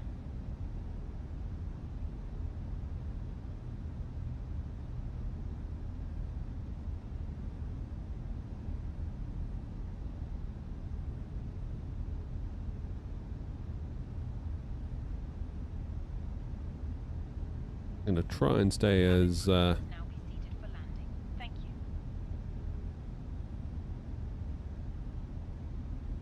fast as we can for as long as we can. Go 220. Cologne traffic N0 232, slowing speed 220 knots.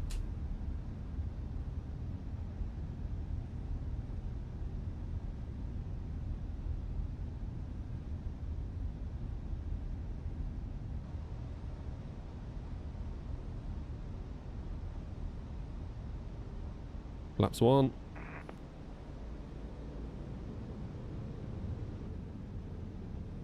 Cologne traffic, Golf Romeo Victor, runway vacated, Cologne.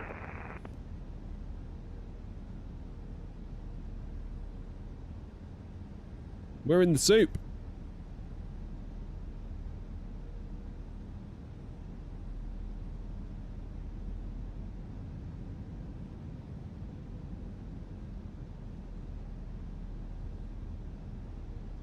Cologne traffic, runway 461, 6 mile final, runway 31 right, Cologne traffic.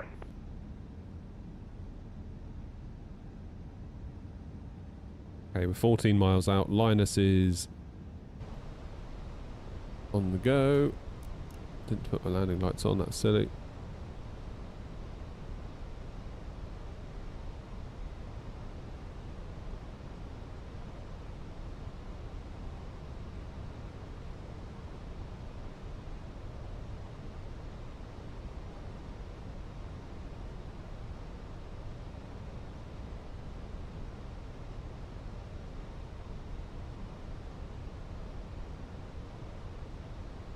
Cologne traffic, N0 232, turning on to final 431, right, slowing speed 180 knots.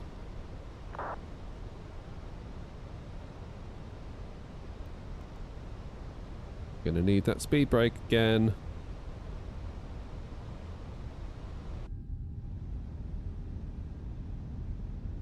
The approach.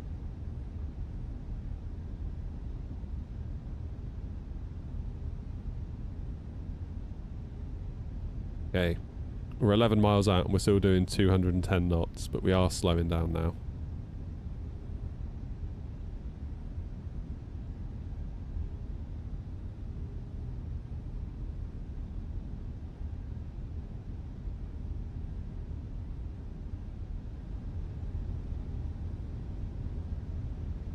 Yeah, Mum. Laps 2. Not bad, Rob. Not bad. We're just coming into land.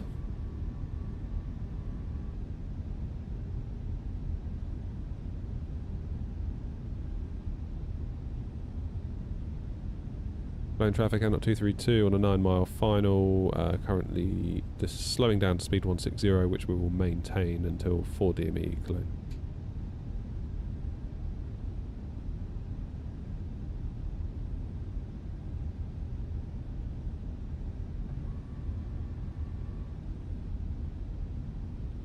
Laps 3. Still can't see a thing yet. Is this the GFX? Don't know, not tried it. Not tried that one yet. Laps full. Let's get that speed way down.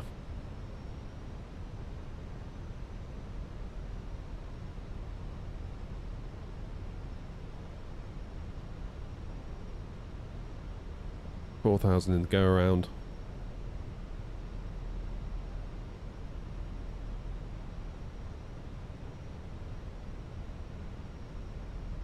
Did not expect the weather to be like this. 15 miles to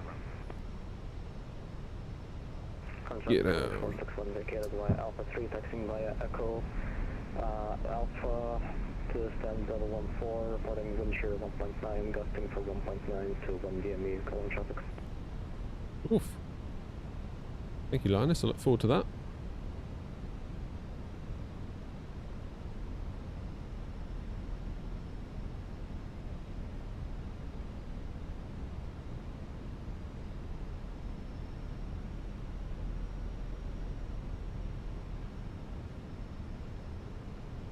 Yeah, I've heard it might be good for the contrails alone.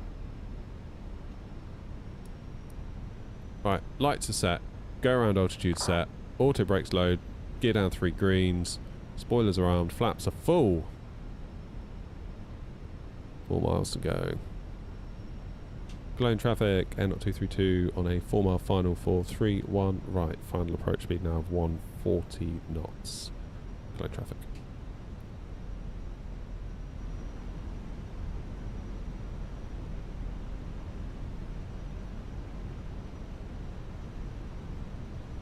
No visual as of yet. Linus is reporting wind shear. 1,000. So that'll be fun.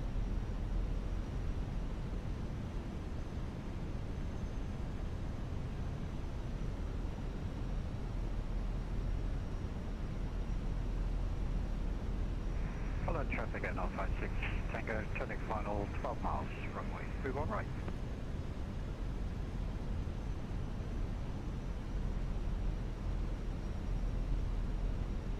Yucky, yucky. Right, I've got a bit of a visual now. Let's take it from here. Instruments, instruments, instruments. 500.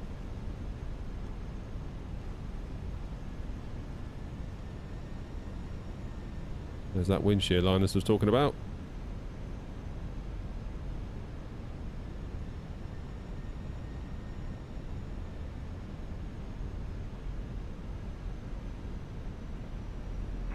Shuttle 309, 6, 18, traffic. 100 above. No traffic going up 56 Tango ILS, 31 right, 9 miles. Minimum. Continue. It's a bit lumpy bumpy here this morning. 100. 50 over the numbers. Come on. 50. 40. 30. 20. Retard. 10. 5. Okay, decrab. And there goes my right engine. As is tradition.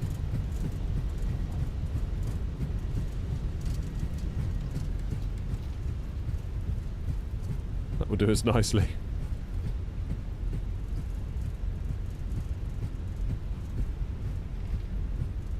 Keep it rolling. Cross the runway 24. We vacate Alpha 3, I believe.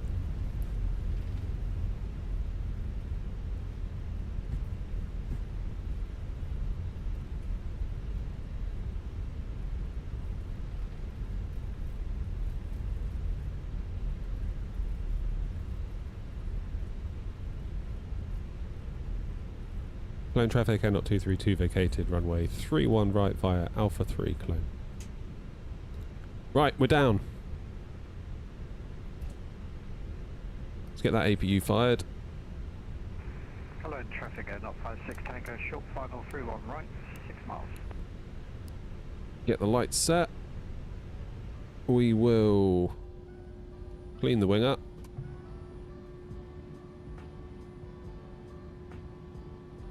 Work out where I'm supposed to be going. Echo.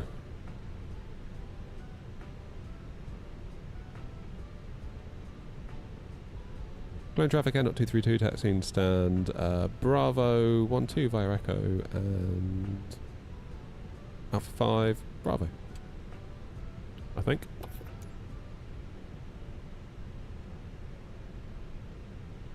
Bravo 12. Go and park next to Linus.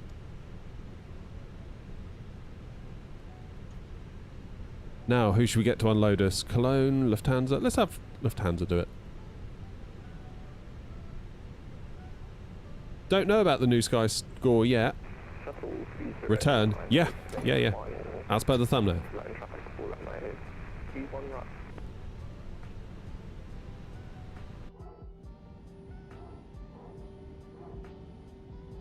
Of course, I've only got one engine.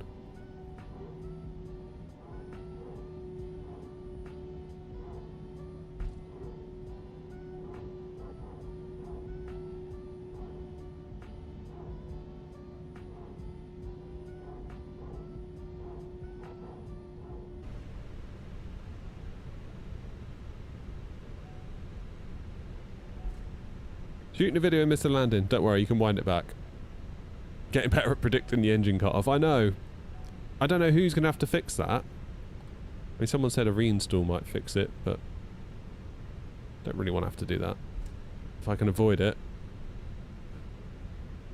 Why the engine cut-off?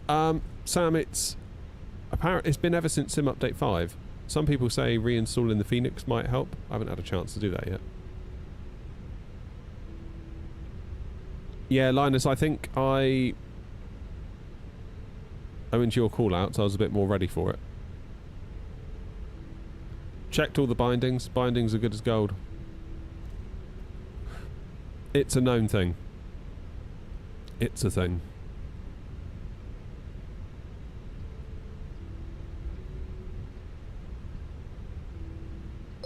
Just not sure what we can do. The one and only, thank you for following.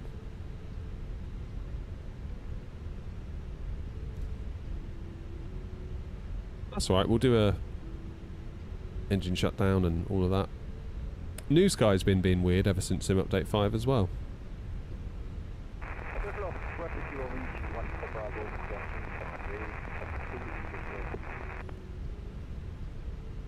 In the sense that it is very slow to respond, doesn't always chuck up the little thing to be like start the flight. You'll hear the noise, you'll hear like the ding dong, but then you don't see the overlay.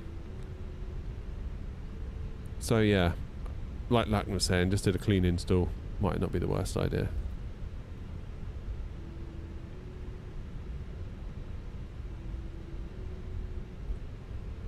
Ah! Bump.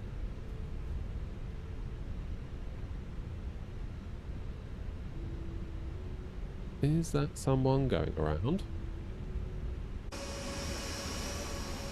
Yes.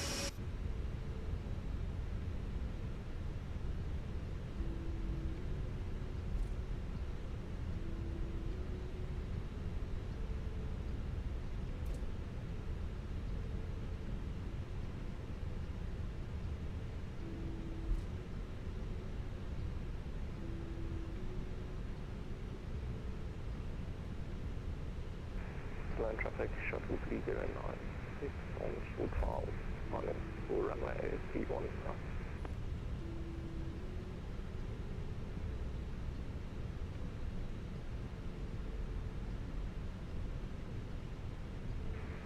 now. Line traffic, Air Knox 56 Tango, following the go-around procedure, will slot in behind all landing aircraft. Okay, there's a plane.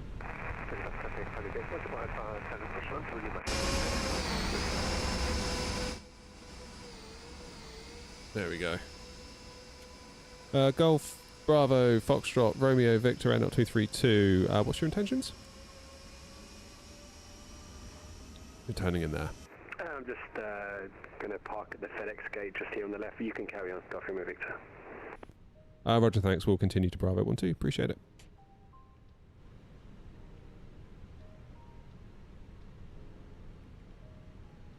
Why aren't I moving? Don't tell me the other engine's shut down now as well. Come on. I'm stuck. There we go. Now we're moving. Goodness me.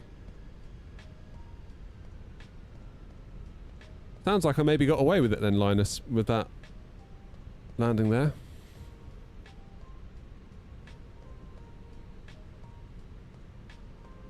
I'm going to have to cut across the lines here, aren't I?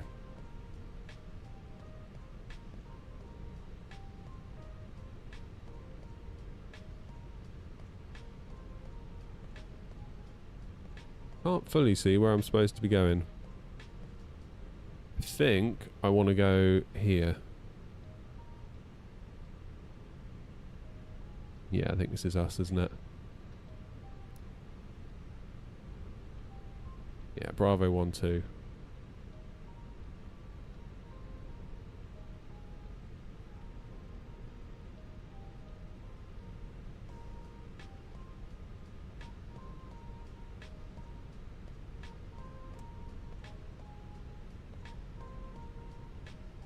This is this Indie Builds that did this one?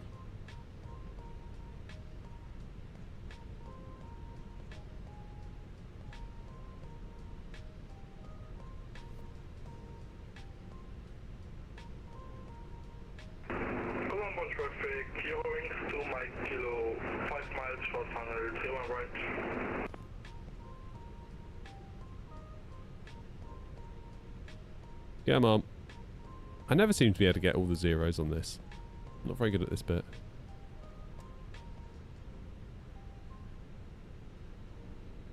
Stopped. Stupid single engine taxi.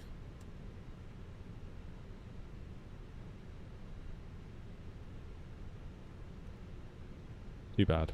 0.3 of a foot out. I'll take it. Is there any way to disable the floating numbers? You know what? I don't actually know. Oh, Lackland rudders are so good. Like, I've always said, cheap rudders are better than no rudders. Like, infinitely better. So don't feel like you need to spend loads. Necessarily. Engine's off. So you heard that ding dong.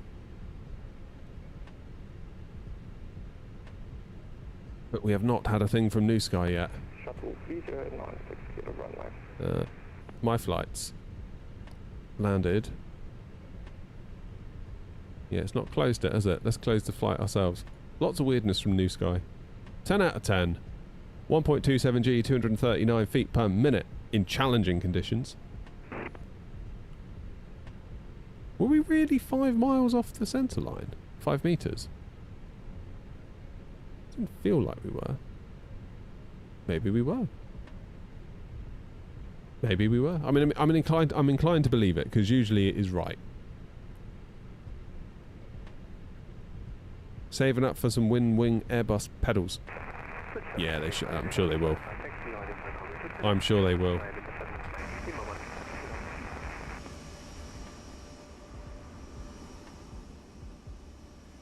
There it is. So we'll let everyone shove off. Cologne traffic, shuttle 3096, taxiing via Alpha Bravo TK. Cargo's on its way off. Bravo 30. And we can get back to Heathrow. Grant, how are you? I have an airline on New Sky. I do. So, are the passengers going to walk to the terminal, or are they going to get bussed, I wonder?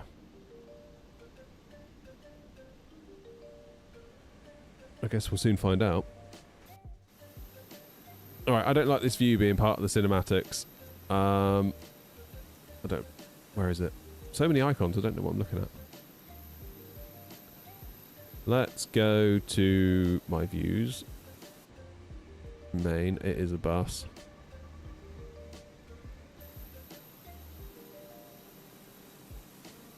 Using cinematics, no. Using cinematics, no.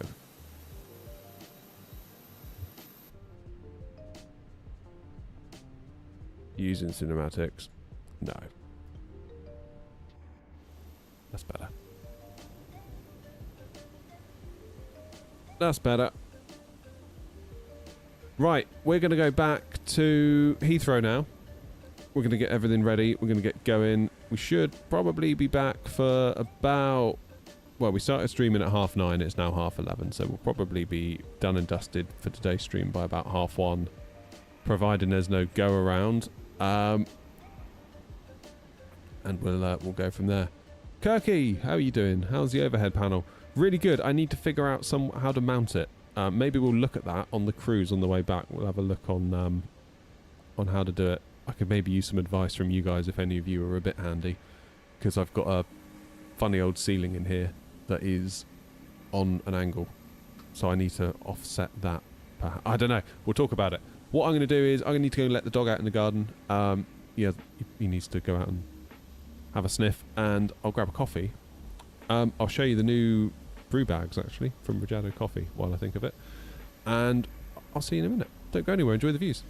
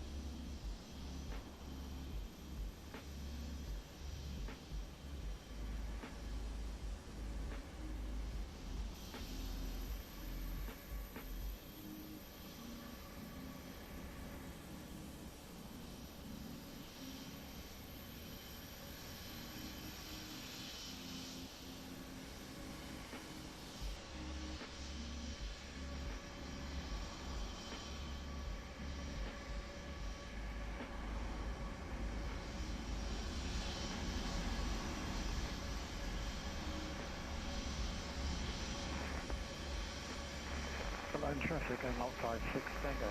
Final runway 31 right, number 2.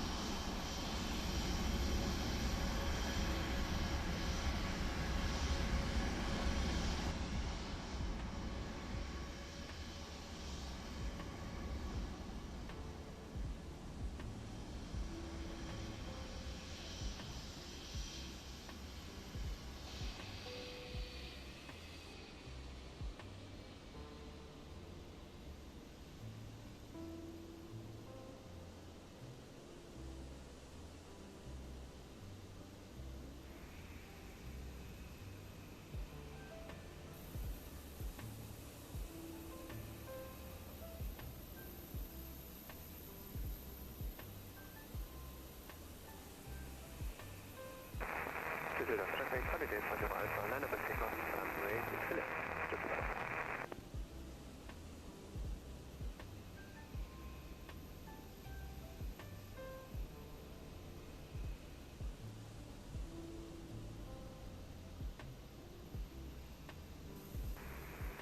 Following traffic Air 056 Tango ILS, runway 31 right, 7 miles.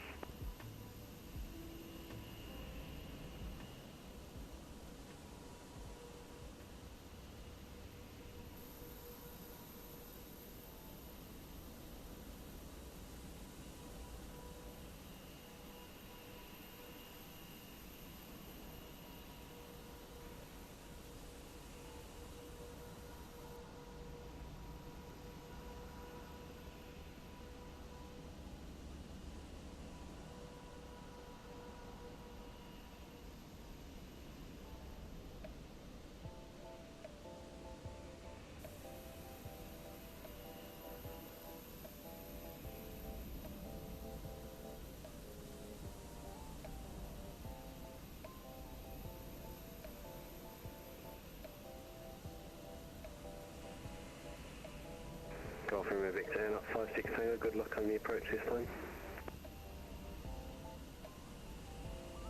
Yeah, thank you for that. Nasty wind shear at around about 100 feet. Yeah, it's kind of spicy, yeah.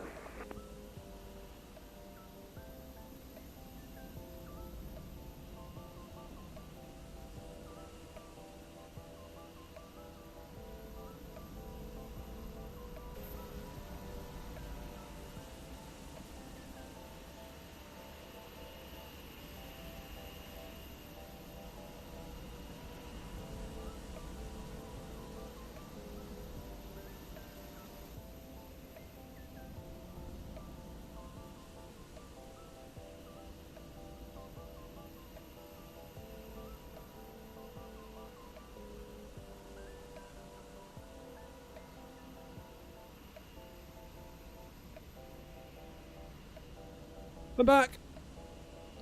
Ah, good. How you doing, Arby? Sorry, the dog took forever. Check it out. None of you can see them. I'll put them in the yoke cam. Can't really see them, can you? What about up here? Can't really see them. The lights. Anyway, these are the new brew bags from Rajado Coffee. They sent them to me over the weekend. So it's basically like a tea bag, but full of nice coffee. It was really nice. So what have I got? I don't know what flavour I've got. Specialty coffee made easy, it says. Let's say on the thing. So they come in like a little pouch. Ah, it's Colombian, it says on it. Colombian coffee. There you go, look. Spot on. What does it say? Put it in. Add hot water, infuse for 3+ minutes, brew to taste, give the bag a little squeeze and pull it out. Good. I was a little bit worried, I've just made one. I was a little bit worried giving it a squeeze, because the last time I did that, with some ones I bought from Tesco, the bags would invariably pop. These ones have not, so that's good. Then you'd end up with a horrible mug of coffee. But these are pretty good if you're in a hurry. Not bad at all. Coffee bags, Joanna, yeah. Or brew bags, as Rajado call them. So yeah. I figured I'd show you guys, because they were kind enough to send us a box to test out. I think they wanted some feedback, really, but they're very nice. Right, time for me to do some work.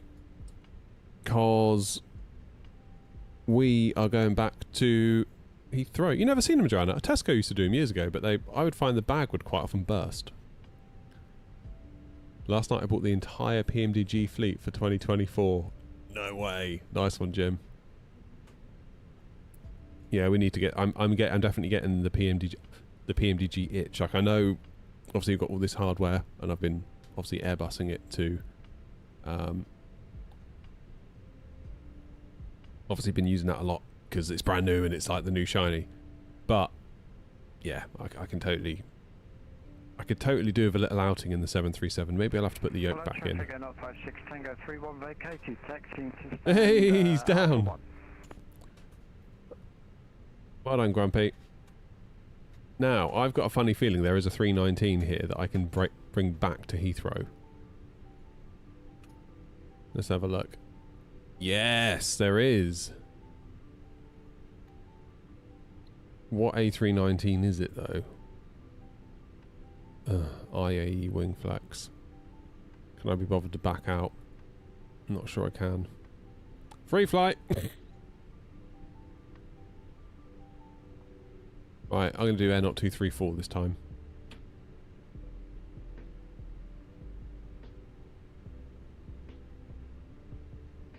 (319) CFM Sharks.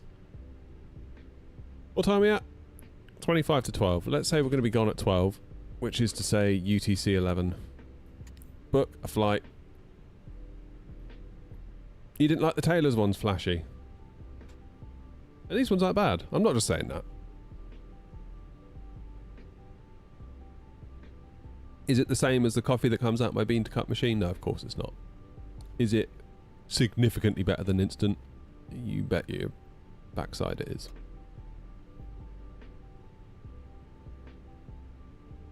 Lucky for you, Jim, when you were saying about all those PMDGs, Grumpy was busy landing the plane, so I don't think he heard you.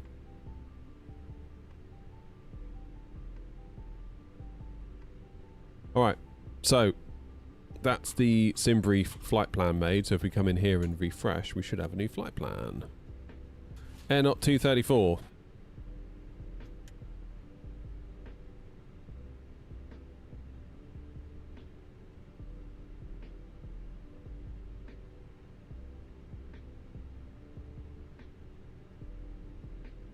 So we're doing runway 24, really?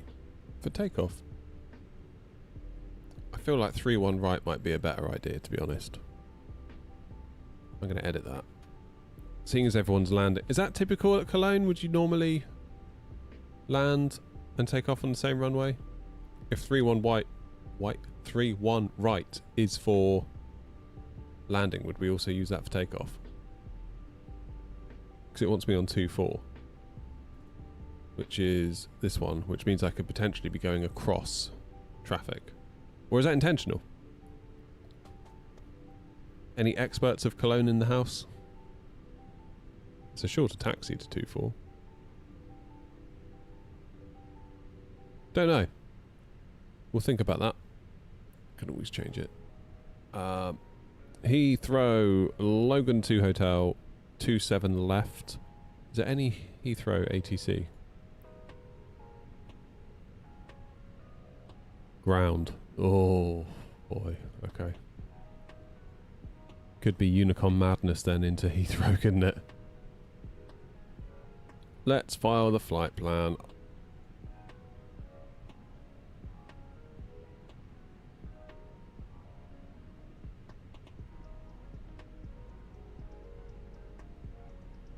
Call sign. And up. Let's do the old disconnect, reconnect trick.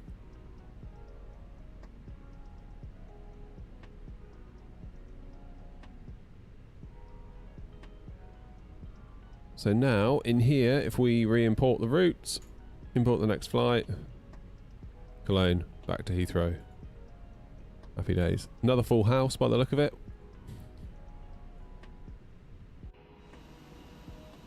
Now hopefully we'll get some boarding if GSX can do the trick.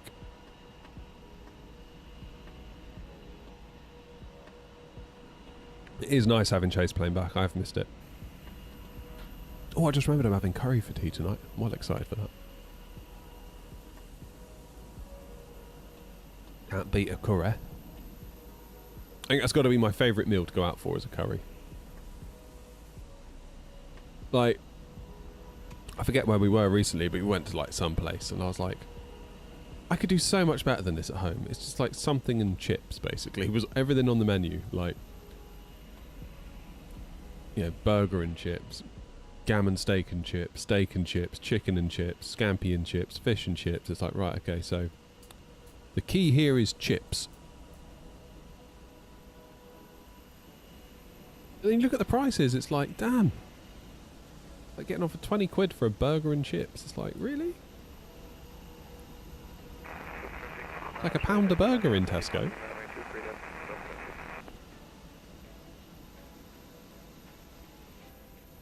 Don't know. I mean, I quite like cooking. I'm sort of the cook of the house, really, I suppose. Because I do enjoy it. I watch like all the YouTubers, like, you know, obviously Marco Pierre White, Gordon Ramsay, The Fallow, Love watching all that sort of stuff, learning stuff, improving stuff every time you try and do it.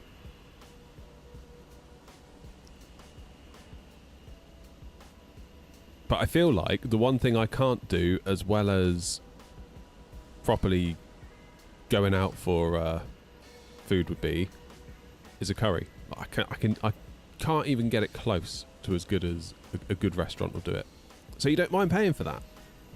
Because yes, like going out for dinner is expensive, especially these days. I get it, but I feel like with a curry, you're actually getting something that you couldn't otherwise get at home. Look at this guy having a little dance in the window. That's GSX's insane realism. Love it. What's a gammon? Gammon's like a fat bit of bacon, I suppose.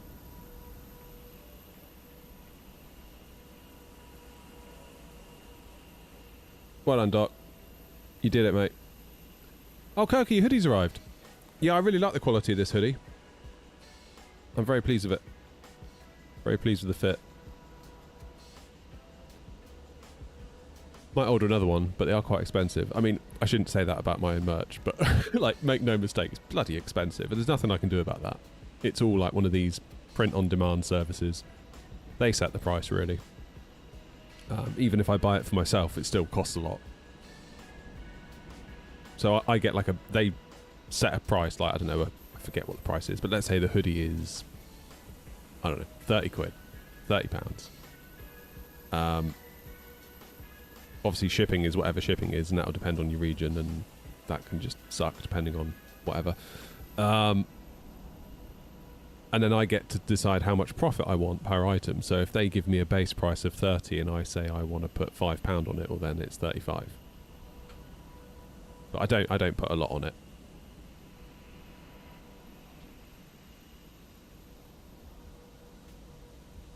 I'm not going to get rich out of it. Basically, it's like a load of you guys, probably different guys that are here now, like a load of guys that used to come to the morning streams, they bullied me into it. So like, we want cups, we want hoodies. It's like, alright, fine, have it.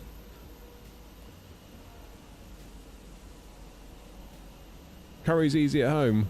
Alright, Philip, we're around to yours then for dinner tonight.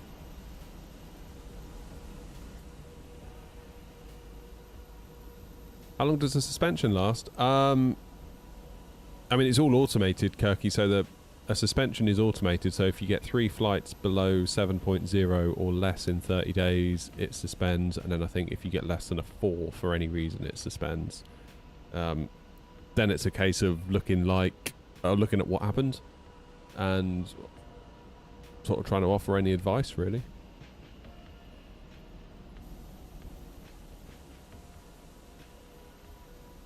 You can look at the flight data, kind of see what maybe went wrong and where, and the suspensions aren't supposed to be a punishment or anything like that. I think that's where some people get confused. It's really allowed to it's supposed to give everyone a bit of breathing space, really. Kind of bit of a timeout, see what went wrong, see how to fix it. Was it preventable? Could you prevent it happening again next time? Why, what's happened, Kirky? Dare I ask?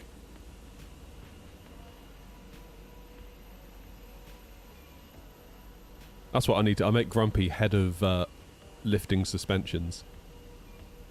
Good luck getting out of it then. You'll have you. So, Philip, what time's dinner? Mind you, Joanna's saying she grinds her own spices. Philip, I might have to go around Joanna's instead. Her sounds maybe better. What I'll do, for my first course, I'll go to Joanna's. And then for my second course, I'll go up to Philip's. And then Grumpy's for dessert.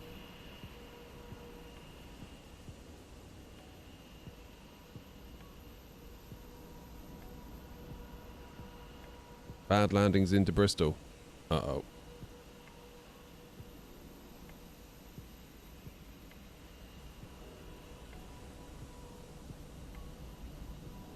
How bad are we talking? Where am I going? Sorry, I'm just looking at my charts. I'll show you the charts. That'd be a better thing to do.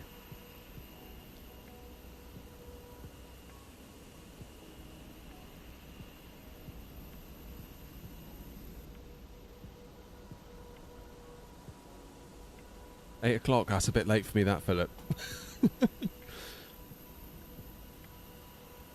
It's really weird, like, before we had kids, we'd always eat really late. Me and my wife, like, get home from work, goof around for a couple of hours, do whatever it is, and then it'd get to like 7:30, and be like, we should probably have something to eat, shouldn't we? But as soon as we had kids, it was like, if it's 5:30 and there's nothing cooking, it's like, what the hell's going on? Like,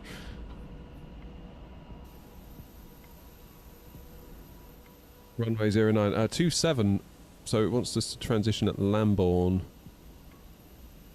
for the ILS. This is where I had my, on this exact approach, I think this is where the KLM incident happened.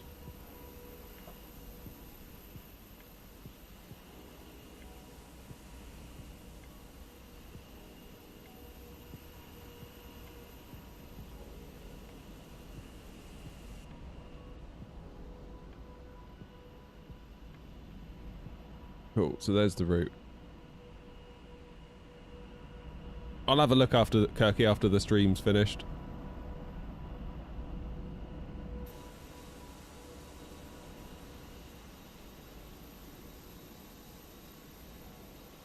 Yeah, so it's saying 2-4. It gave me 2-4, and I don't know why, because surely if everyone's landing on 3-1 right, it would make sense to also depart on 3-1 right. So, yeah, I don't fully understand why it's done that.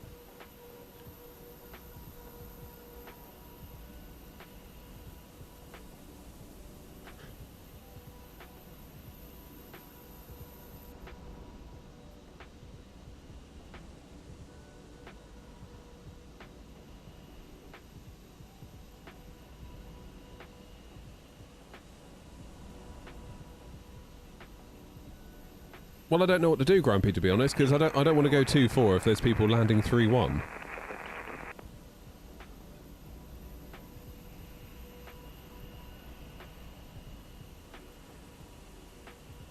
I mean, Kirky, my best advice to you, honestly, is like, just go around. If it's looking like, at any point, you're like, just go around. And if it happens again, go around again. And if it happens a third time, just auto-land the bloody thing to get out of trouble. Would be my advice to you.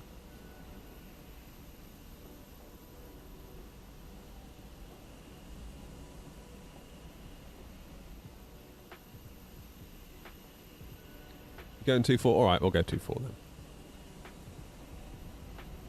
As long as we don't, like, bust out in front of somebody on final, I think we'll be okay, won't we? Funny looking terminal building, this, isn't it? We are loaded! Oh! That's a weird scroll. So how's the frames here at Cologne? Still not overly happy, is it? It's still got my train LOD down to 0.5. Right, never mind. ATSU. You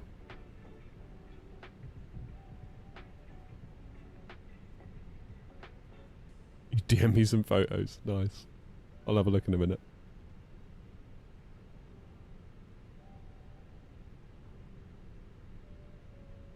Yeah, it's funny how your eating habits change post-kids.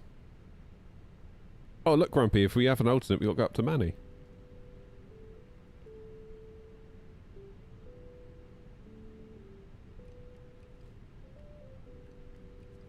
Flight number, Airnaut 234.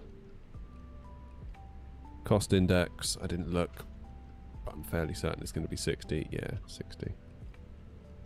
And then 320 for the cruise, get some wind request.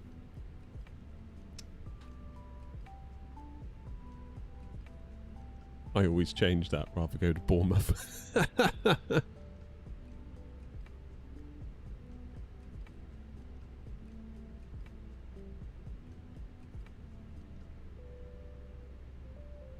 How do I add the thing at the top of the screen? Well, actually, that is wrong now you say about that. It's Sim Toolkit Pro. So, there you go. Yeah, Sim Toolkit Pro. That's all I use it for. It's just to do that. Yeah, you tell him, Philip. I just realised I'm sat here on my APU. It's probably not smart, was it? How much fuel was I supposed to be taking? 5.8. That's fine. Well, it's nearly time to go. I'll just stay on the APU. Never mind. Don't need no go-arounds. Don't need fuel for that.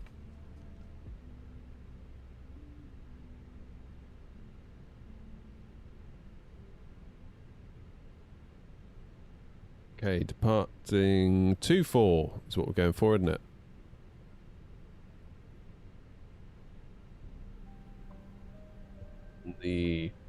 What does NVO stand for? I feel like that's short for something.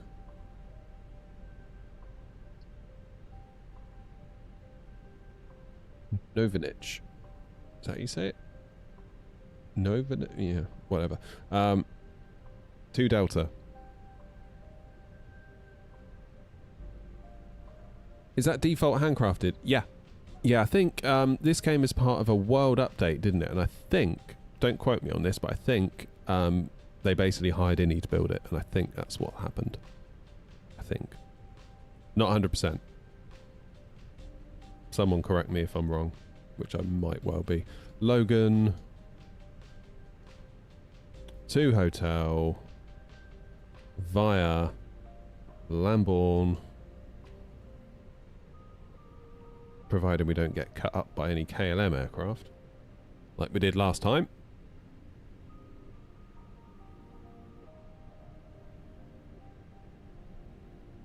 That's what I like to hear, Joanna.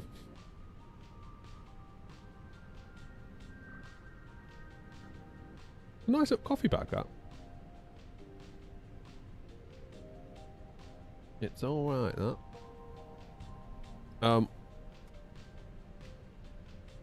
Okay, let's send that to the MCDU. Departing 2-4, it's dry. Sync the load sheet. Calculate. Flaps 1 still. I thought it would be more than that for some reason. That's okay. Alright, init page B is in. We've got 5.8 tons of fuel loaded. Yes, we do. GSX has fueled us, in fact. 133 V1, 134 rotate, 138 V2. Flaps 1, down 0.1. Just going to reset my rudder trim. That's done.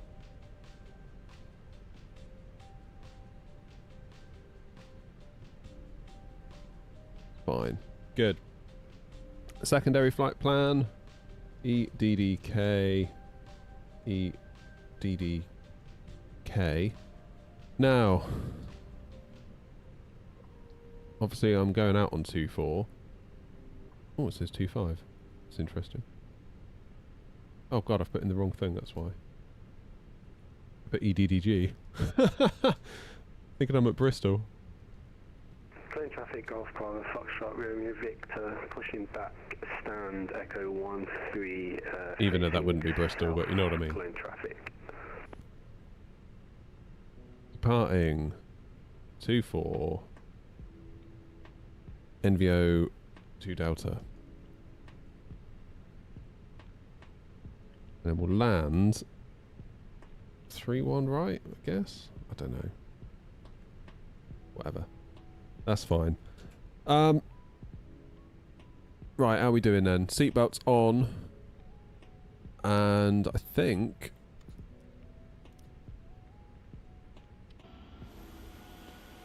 hopefully we can get a push. Morning, Aaron.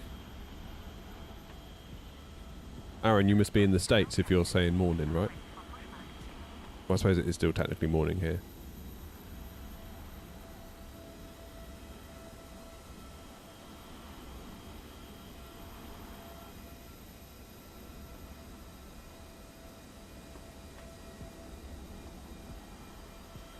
Yeah, for a free airport, this one's alright, isn't it? I love the free airports you get with world updates. I think they're such like bargains. And we've had so many. Like Faro, like Nice, like here, like Stansted, like Cork, like Cardiff, like... give me another one. Stockholm, like... Munich, Frankfurt, Amsterdam. These are all handcrafted ones that are good. Well, good enough. Like, I know some people get all, like, in a twist about it, but, you know, good enough. Not really interested in your Costa coffees in the terminals, to be honest. What we've got here, yes, I know it's not 100% perfect, but it's good enough. I didn't have to put my hand in my pocket to get it.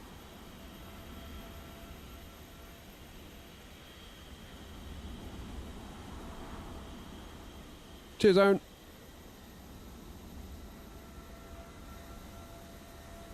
This is more than adequate. Now, don't get me wrong, I love Edinburgh, but I love not paying for things even more. So, what am I going to do? If we're going down to 2-4, we're going to take Alpha and Delta. So I'm going to push back onto Bravo.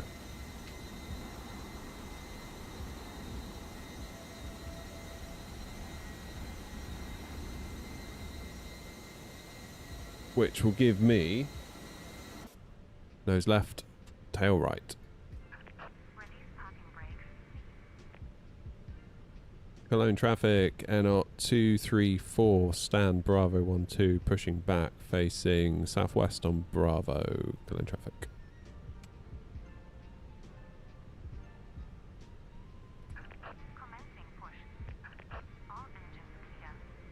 We're off. Real world using 3-1, god damn it. Too late for that now, Jerry. Me and Grumpy have committed. Right, let's start the flight.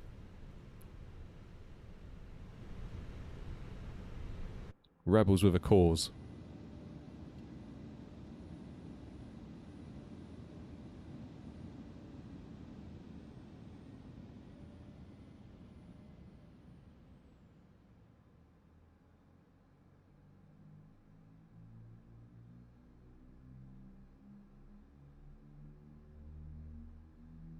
Ladies and gentlemen, please observe the cabin crew member closest to you as we are about to demonstrate the safety features aboard our Airbus A319. Thank you.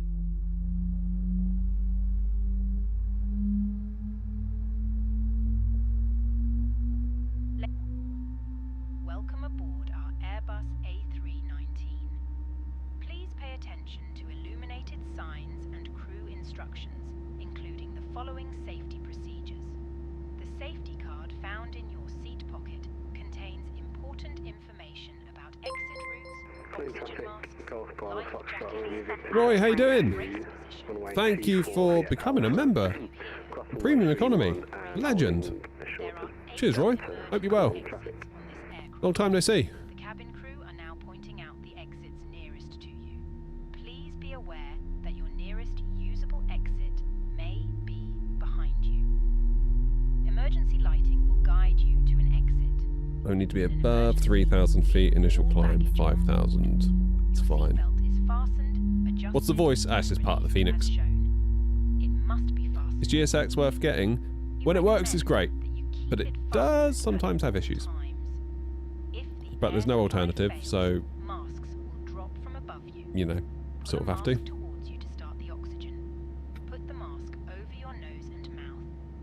Tricky one. Hold the mask in place.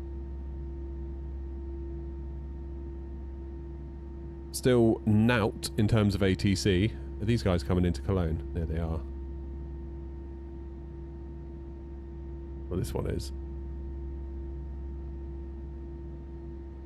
Take it around your waist and click together. Pull the strap. Line traffic NOT 56 Tango, stand 01 Alpha, push back and facing north on Bravo.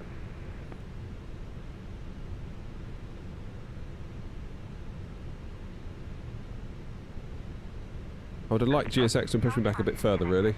Bypass pin removed. Left is clear. Right is clear. Oh, cheers, Roy.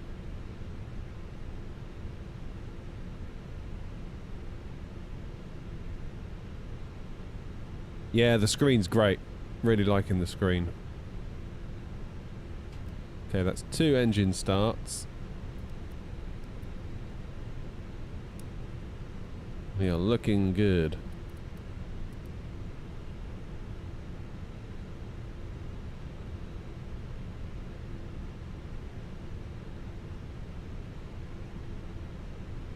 Set squawk to 2000.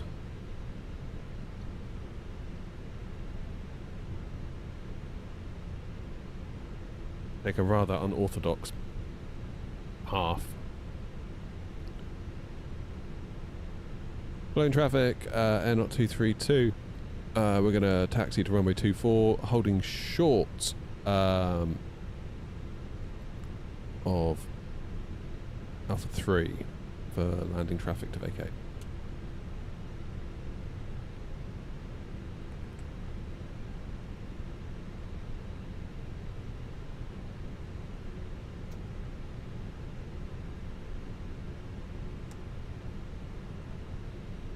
Should have done one of the little pushback things on the map.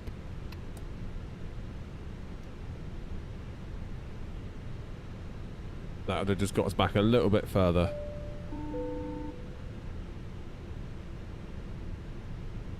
Oh, really? I must admit, I didn't see what was going on there.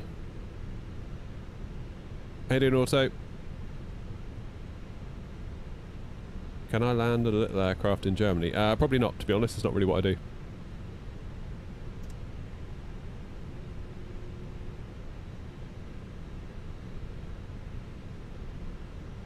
Sorry. Cologne traffic, Golf Romeo Victor, holding Alpha 3 for landing traffic, Golf Romeo Victor.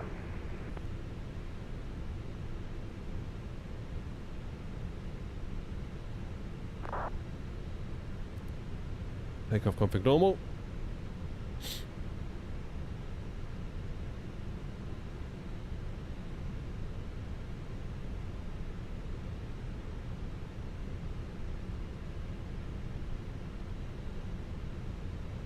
Tow options, yeah. Yeah, it's true. My bad, I really should have planned that a little bit better. So at least we have 2 engines now.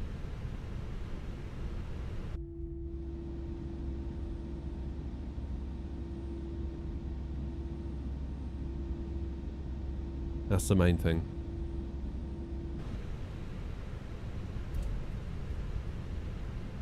Because for whatever reason, our right engine always shuts down when we land. Ever since Sim Update 5. Almost every time, without fail.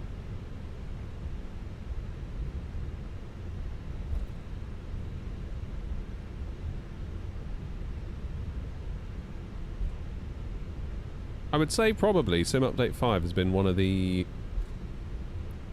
most unremarkable releases, yet one that's caused me the most aggro. Is that a Phoenix or an MSFS issue? I don't know. Some people are saying it's wind control. That it's specific to the wind control throttles. So, I don't know who needs to fix it. Some people are just saying you have to reinstall everything and that'll fix it, but I don't know at this point. I really don't. I'll have a little look. But yeah, Roy, I've had 1 or 2 problems. My Tobii eye tracker went weird. I need to sort that out. New Sky seldom now pops up with the little things. It makes the noises, but you don't see the thing. So yeah, I really don't know. It's not been the greatest. I think this scenery's a bit wobbly, isn't it?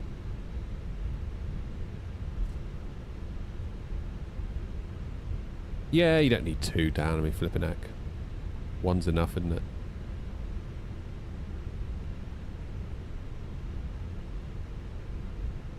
Not A320, it's a 319, but close. Oh yeah, Joanna, totally. It's all Sim Update 5, and it's kind of like, well, surely the beta was designed to catch all this stuff, but clearly it didn't. I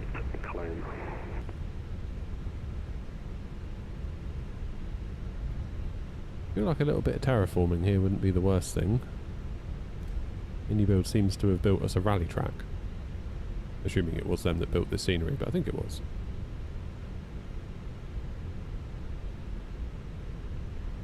Follow the money, Jerry.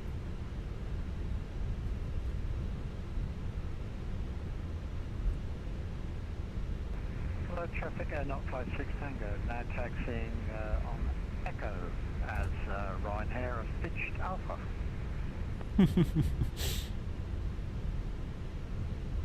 It's rascals. Ah!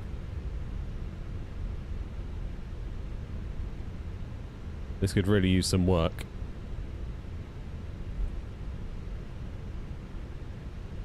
Cologne traffic, Golf Romeo Victor, runway vacated, continuing taxi to 24, Cologne. Right, is there anything coming?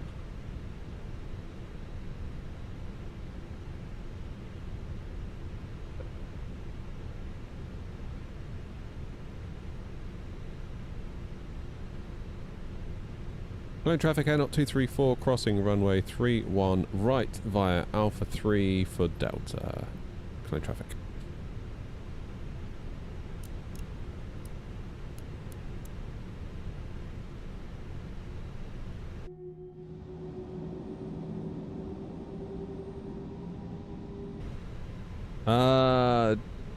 Anyone know if default Frankfurt is still full of hills? I don't know.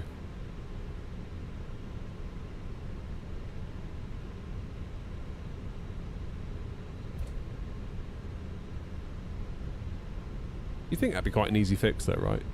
What happened to that thing where like the community could allegedly make changes and then we could like upvote it and then it becomes official if it gets enough votes? What was that? What was that called?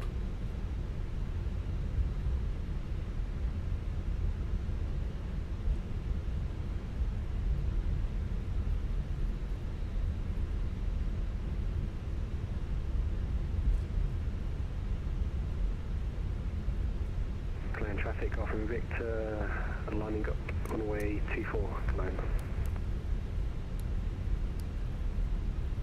Then Cologne Air 234, clear of 31.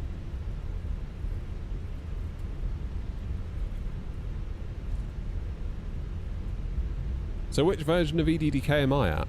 Is this AnyBuild's one?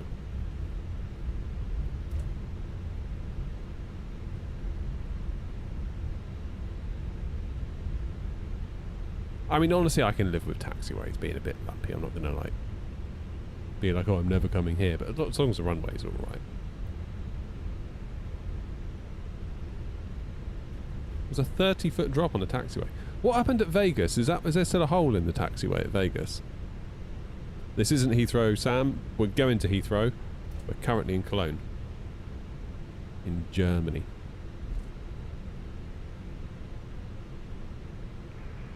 Traffic Air 56 Tango, crossing runway correction 31 via Alpha 3. Cologne traffic, Golf Romeo Victor, taking off runway 24, it's a November Victor Oscar 2 Delta departure, Cologne.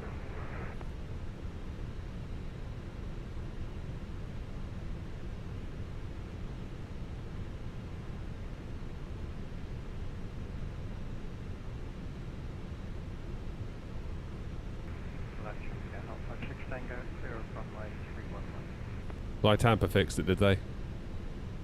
God bless them. No traffic, Air 234 behind the departing traffic line out runway 24 via Delta. Okay, lights. Start clock. Tara. How do I maintain centerline during landing? I normally end up on the side. Using the rudder usually to keep me, once I've landed, obviously when you're in the air, you need to account for wind. So if you've got wind coming at you left to right, you would sort of steer your plane left. So you're looking into the wind, but then you're actually tracking along the ground, along the extended centerline of the runway. A bit of a weird one to get your head around initially.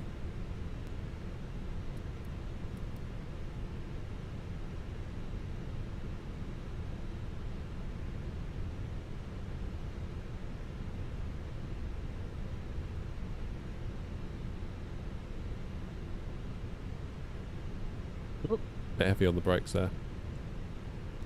There's still a hole on the bridge on the Fly Tampa Reham scenery. Really? See, that's not really good enough if you're paying, is it? They should be like on that really quick.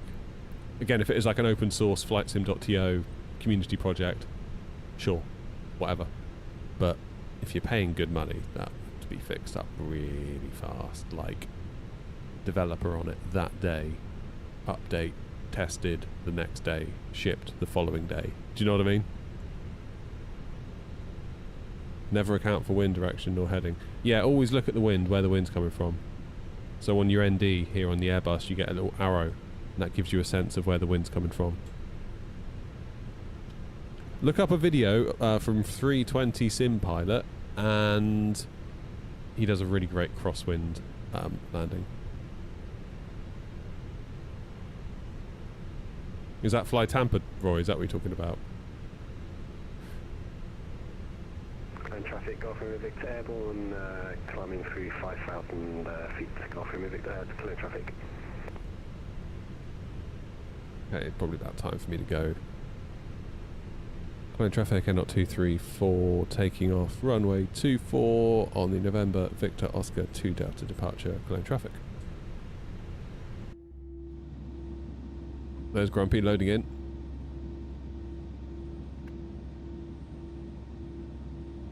Ready?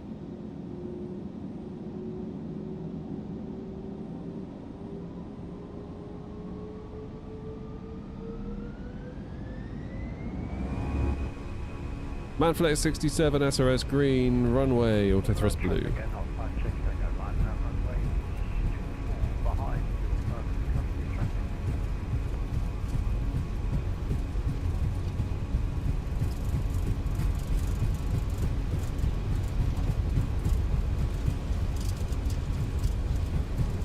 V1, rotate. Positive climb. Gear up.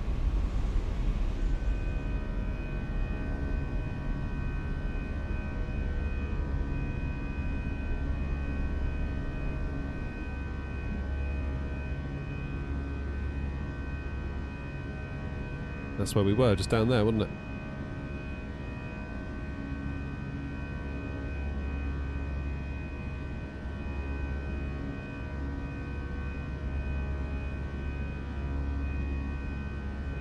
Okay, levers into climb.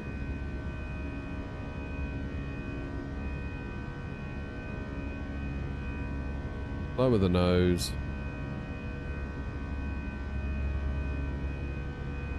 I feel like I had a bit of an uncommanded pitch up then. I was really pushing that stick down, it didn't want to go. Which is a new one. Right hand turn coming up.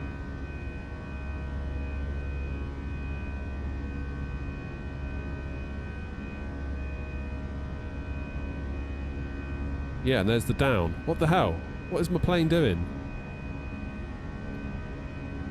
That nose down was not me, I assure you.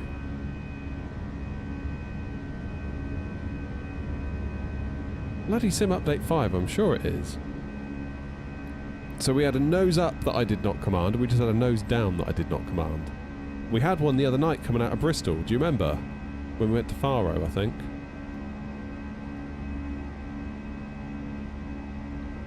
Cologne traffic, N234, airborne out of 24, passing 3,500, Cologne traffic.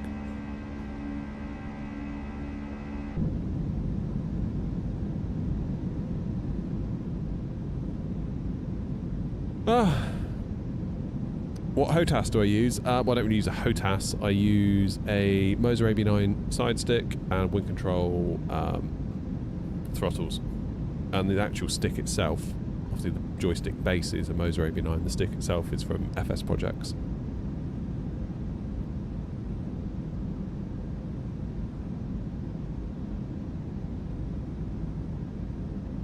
What PC? I've got a 9800 X3D CPU, 7900 XTX GPU from AMD, and 64GB of RAM. And I sim at 4K, but I stream it to you at 1080. So essentially what you see is a squashed down version of what I see. Cologne traffic air 056, Tango, take off runway 24 on November Victor Oscar 2 Delta. Remember,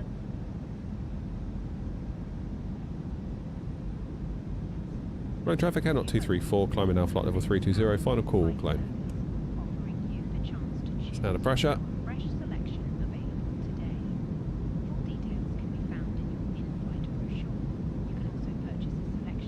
Ugh, look at it out there. What's going on there? See all that detail rendering in. Still not happy, is it? Look at that, like terrain LOD 0.5. That's almost as low as it can go. Object LOD, building LOD. It's all quite low. But now it is starting to level out a bit. I don't think Sim Update 5 has been good for me. I really don't. Roy, Sim Update 5 also knackered my eye tracker, so I need to go back in and redo all the settings for that. I just haven't had a chance to yet. So yeah, Sim Update 5. Not in love with it. I was quite happy with 4, to be honest. 4 was lovely. Oh no, Philip, I never did. God, bloody hell, Philip, that looks alright, doesn't it? Below traffic at 056 Tango, airborne altitude 4. Got one of the little sticks and everything, look. Then into the slow cooker. Hell yeah. So what was that you're making there, Philip? Was that a tikka?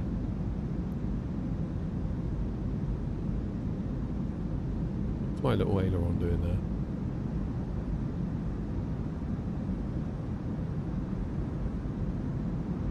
What do I do for work? What's my profession?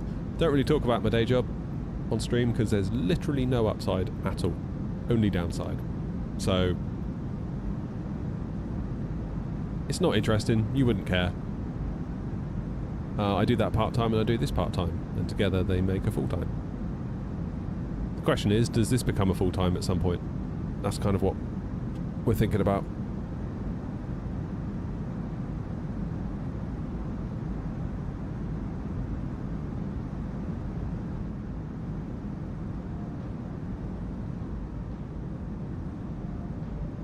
Cloud surfing. Right, that's 10,000 feet. Or more than, in fact. Let's get lights off. Should we let them out? How many hours have I done in the sim? Oh, God. I don't even want to know. I suppose Steam could tell us.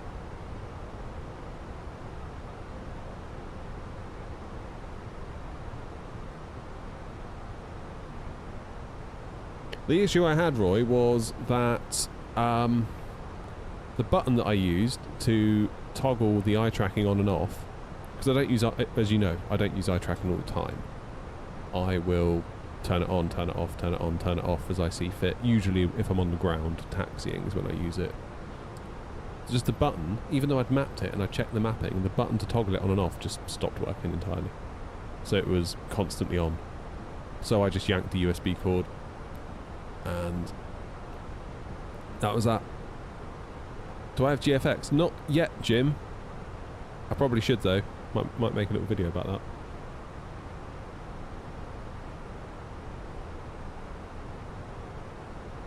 Is there an evening stream tonight? TBC, Ross.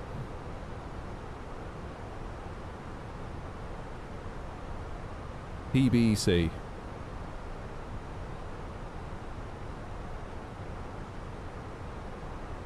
There is a possible fly in the ointment that I need to work out whether it's going to present itself. Did I map it via SPAD? No, I didn't. Just in the sim. So how did you get around it? You mapped it through SPAD. Then how does everyone else get on that doesn't have SPAD? Because not everyone does, do they?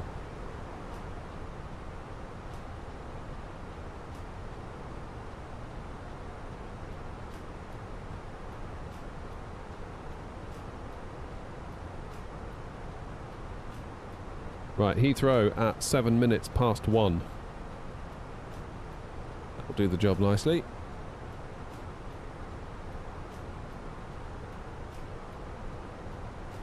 That will do the job nicely. Delete it in the sim settings and then remapped it via SPAD and now via Chaseplane. That's what I need to do it via Chaseplane if I'm going to use Chaseplane. I need to sit down and have a good half hour with it, to be honest. Because Chaseplane changes it all as well, doesn't it?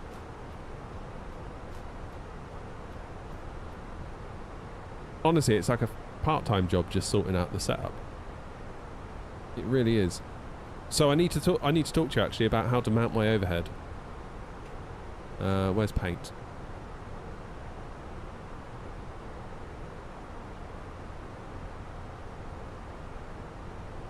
So, let me explain. Any DIYers, feel free to shout out. Cross section of my shed. Let's get a better brush. How do I make it bigger?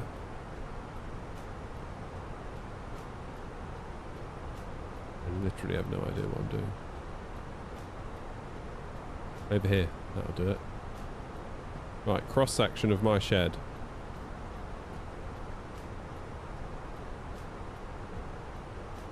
Ah, that wall is straight, but the roof is not. And then I am here.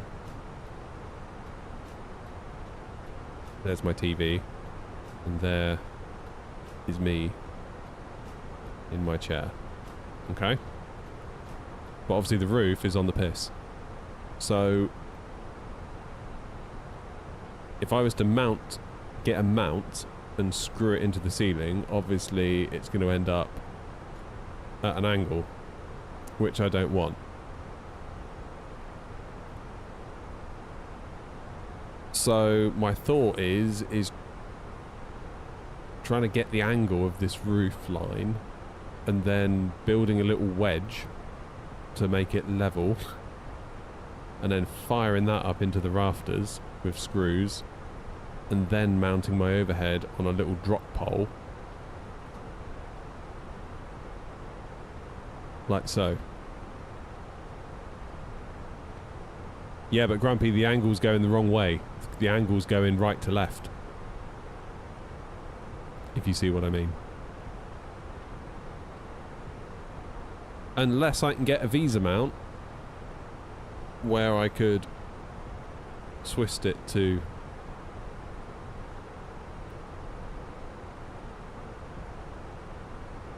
why not use the wall behind the TV? Could do, except it's a surprisingly far away from me at the moment. I feel like I'd want my overhead right here to be able to go click, click, click, click, click, like lights, lights, lights, lights. Somewhere up here. That's a hell of an overhang. It's a really big. It'd be hanging out on a long thing. So I didn't know whether a ceiling mount might be more appropriate.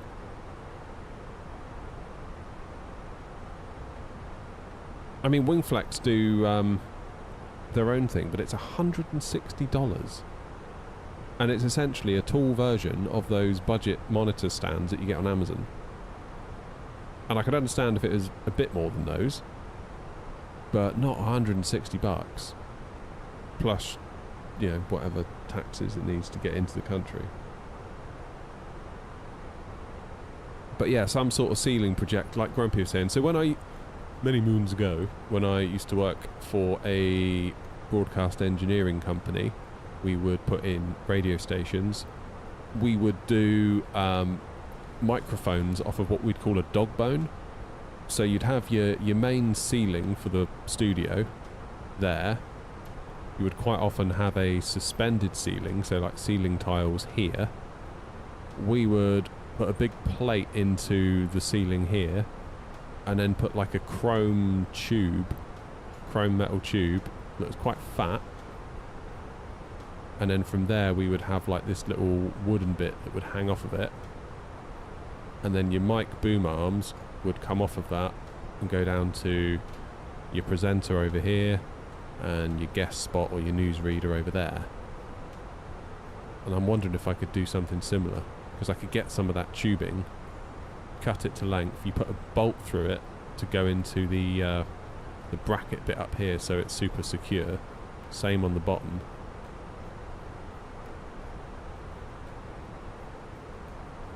So really all you need is a bracket, some bar, and then another bracket on the bottom end with a Visa mount attached to it. So yeah, like Grumpy says, projector ceiling mount might be the play. But I need to get it level.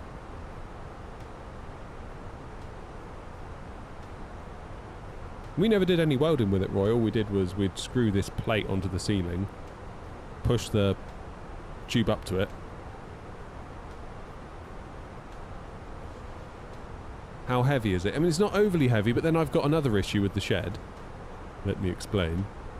So the shed is made up of... You've got the outer wall here. Yeah. And it's got kind of got that, like, feather-edged, like, shed wood on the outside. Do you know the stuff I mean? Then we've got, like, a membrane. Waterproof membrane.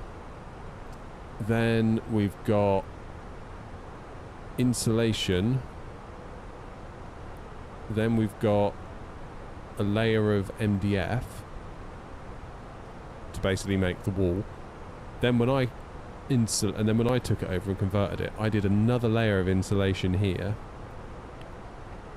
and then I put plasterboard, a layer of plasterboard right on top of it, and I fired screws through the plasterboard, through the insulation, the polystyrene, and they caught on the first layer of MDF here, which is fine until you go to, like, say, mount a massive TV or something to the wall, because you've got the screws attached to the MDF here, but then there's a lot of leverage on that screw, which makes it almost want to go diagonal as it sort of pulls down through the plasterboard and the polystyrene.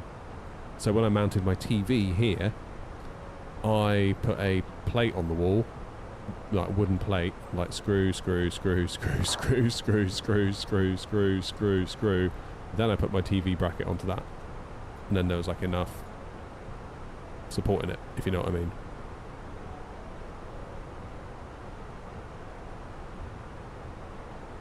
You can use 2020 profile. Oh, I wonder if I could use a profile. Yeah, that's a good idea. Yeah, that's a good idea, actually. Right, Murray. I should keep a drawing of my shed I can update. What's been happening? We've been to Cologne, and now we're going back to Heathrow.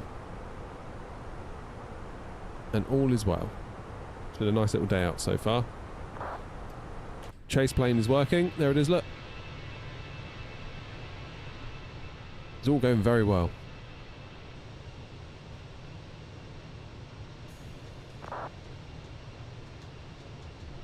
So yeah, lots to think about. Lots and lots to think about. I'm going to try and get my review out of the overhead tonight, I think. Either tonight or tomorrow night. I've got to rewatch it all. I've got to, like, description, tags, chapters, thumbnail, and all that takes time. I know it sounds like, oh, they're only quick little jobs. Trust me, if you don't get those right. I don't know what to title it. One title I thought of was The Great A320 Overhead Dilemma of 2026. Because I feel like it's going to be a strange review. It's one of the... I'm feeling weird about this review in a way that I've never felt weird about a review before. Like, when I reviewed the AB9, it was such an obvious review to me. It's like, yeah, the conclusion here is very, very clear. Whereas this overhead, I feel a bit weird about it. No, I've got it here, Roy. Hang on, I'll show you.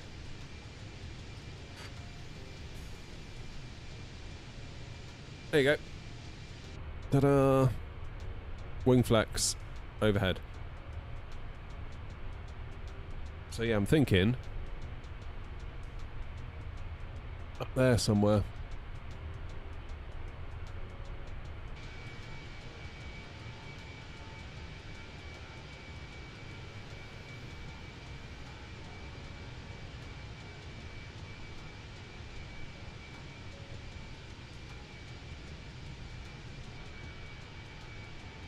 Did I see your comment about the tail? No, I didn't, Philip. Oh, hang on. You've got lost in the scroll. No, it's not that heavy, Roy. You're going to make an air knot tail? No way. That's so cool.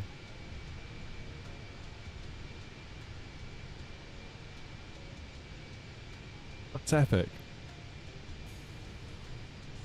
What material are you printing with again, Philip?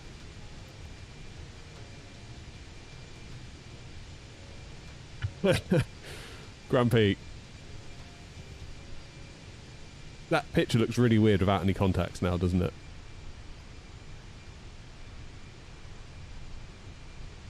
Where are you going? Gatwick? Heathrow? Heathrow? Oh god. Yeah, this could be a nightmare, couldn't it?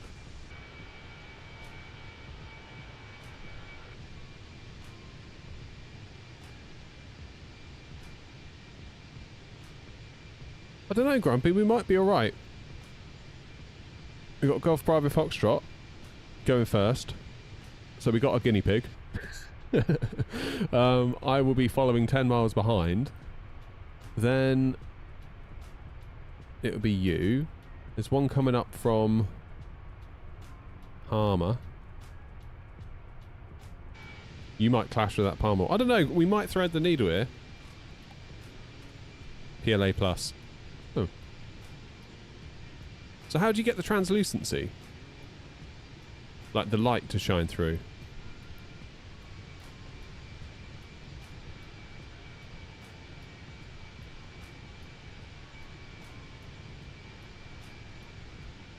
I'll have a look, Jim. Cheers. Yeah, Roy, the overhead's not too heavy.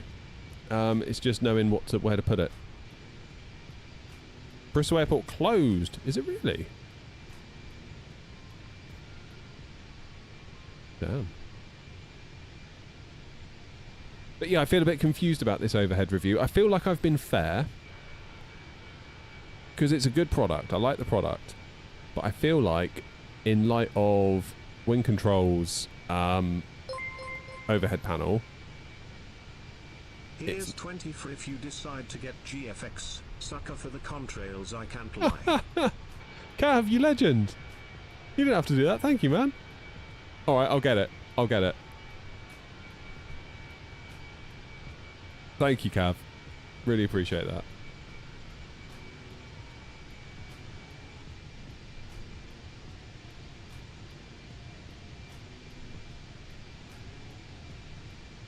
Yeah, it's got to be worth it for the contrails alone, right?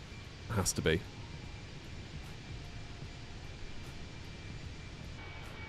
No excuse now. No, I'll just pocket the 20 quid. Sorry, Cap.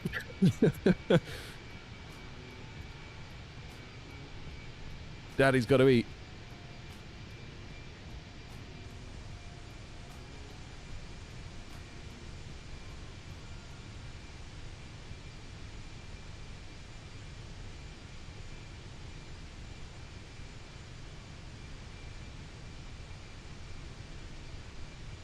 Oh, I see, Jerry. Sorry, it took me a minute there.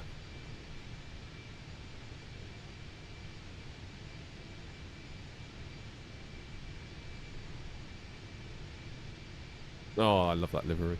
It looks so good on the minibus as well, like just all the proportions. Because it's weird, like one livery can look great on one plane, and you put that livery on the 777, and it can look really weird. Like, just almost like too stretched. If you know what I mean.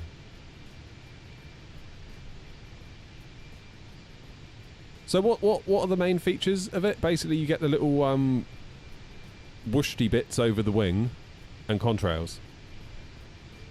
Is that like the main bit? And engine effects in the rain, stuff like that?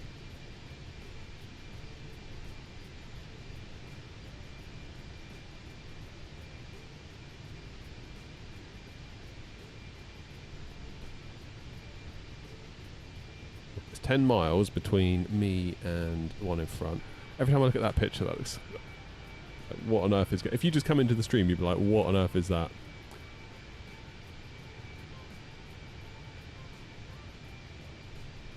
But yeah, going back to the whole wing flex overhead thing, like I feel like my review, I feel like I felt bad doing it because they've been kind enough to send it to me. But I can't not mention that wing control overhead that they announced at FS Weekend, because I feel like now that's here, or we know it's coming, surely that changes the calculus a little bit on what you may or may not decide to buy.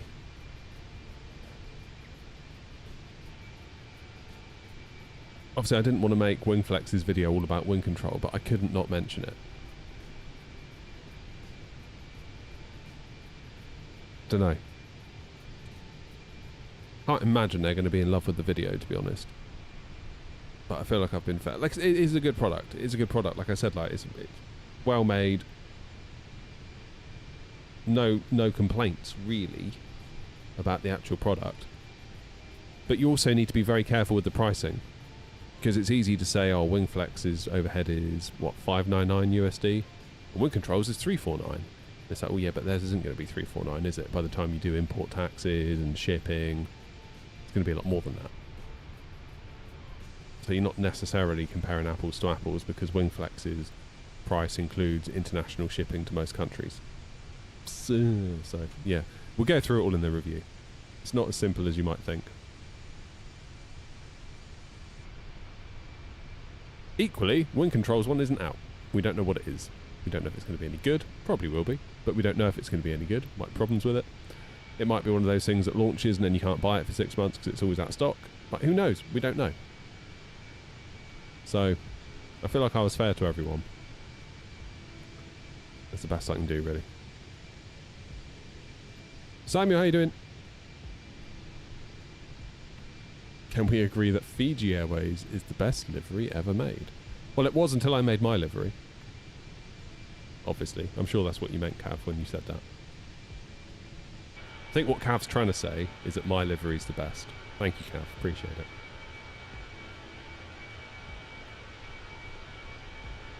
We've got destination data now. Says my MCDU.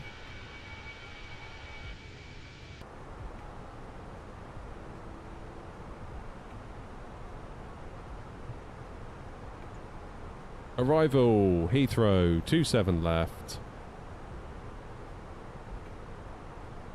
Yeah, I knew that's what you meant, Cav.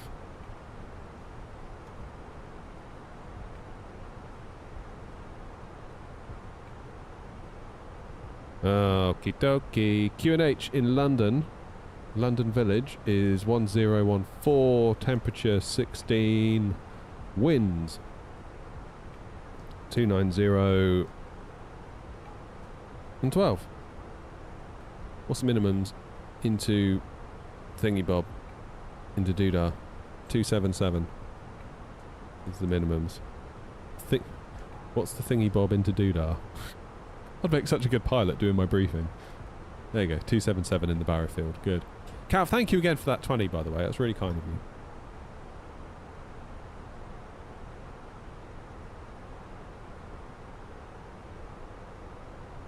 Right, not that you can see it, but we are over the sea. We can just see the coastline, look, of the Netherlands.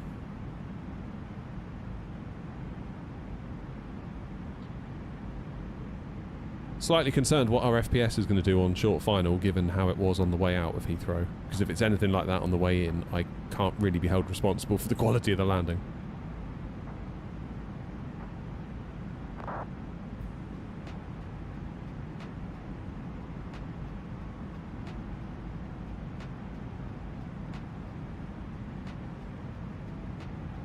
Not my fault.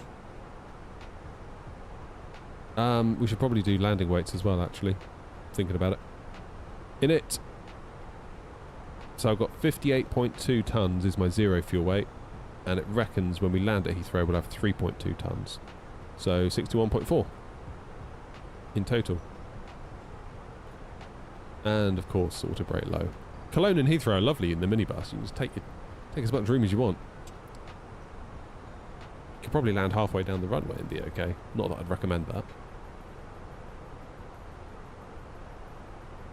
How long until top of descent? 42 miles.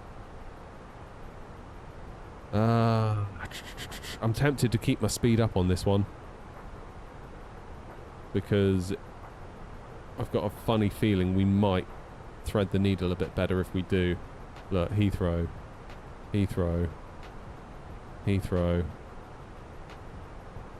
Where are you going? Gatwick. You going Heathrow as well? Heathrow. Yeah. If I slow down, I feel like we're less likely to clash with Rick up here. if we keep the hammer down.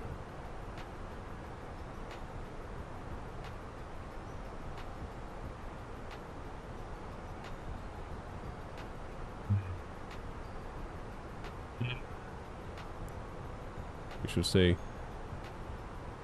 So what's my arrival looking like? I'm not overly familiar with the arrivals into Heathrow, to be honest, because we don't often do it. And this one, I seem to recall, this is where we had all that trouble last time. So Lambourne, you basically sort of do a bit of an S-bend, right? Yeah, fine. Look at the charts. So Barmy, flight level 300, Logan, Sabre,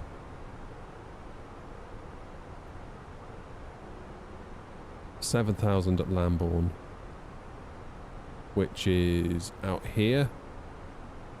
Then we wriggle our way down to 2,500 for the approach. Oh, I really sort of hope we get a bit of London control that appears out of nowhere to just sort us all out, because like Grumpy says, it can get a bit iffy going into Heathrow on Unicom. I guess we'll soon find out, won't we? We'll soon find out. Can I ask you guys, what do you all think about the price of the Wingflex overhead? Now that you know the wing controls are coming. If you were in the market for one, what would you buy?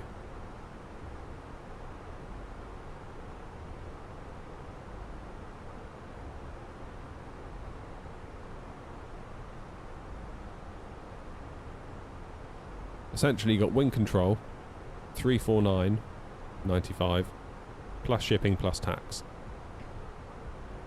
Wing flex, 599, not full size, includes shipping, does not include import tax.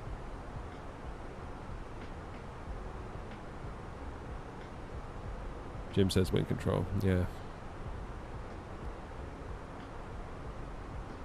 It's 349, Roy, for wing control. Far too much, I'll buy wing control. Okay, fine. Sounds like I'm on the right track with my review then. I mean, I did say to them, I was like, you sure you want to send it? Because, like, everyone in my Discord, all they can talk about is that bloody wing control overhead. Like, if you'd sent this, like, 4 months ago, 5 months ago, before we knew, like, we all knew there was going to be a wing control overhead, but we didn't know exactly what it would be, what it would cost. But like in a post-FS weekend world that we're now in, where we do know that it's going to be full size or full SOP ready, pretty much one-to-one scale. Yeah,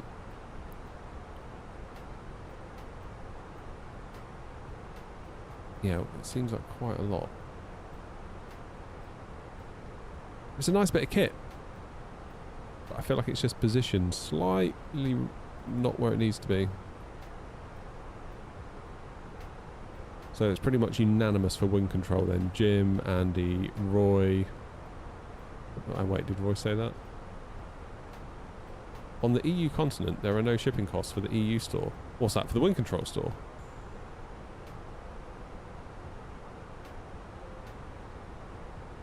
Oh, right, yeah. Sorry, Roy. Yeah, so same for the UK. However, so I did a little comparison. I put the throttles in the basket on the global store. The shipping defaulted to $100, and then I clicked through the various FedEx options. The cheapest I could get it down to, just for the throttles and the add-on, was $77. Then it included a 20% customs fee, which I'm not sure whether that was VAT. I think it probably was. But if it is VAT, then potentially import taxes are on top of that as well, which I believe will be on top of the VAT price.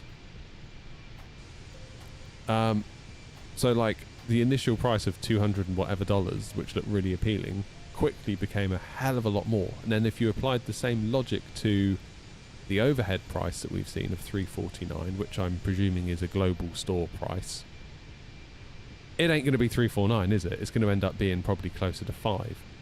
That's assuming the shipping price doesn't go up from what the throttles were, because of course it's going to be a bigger box.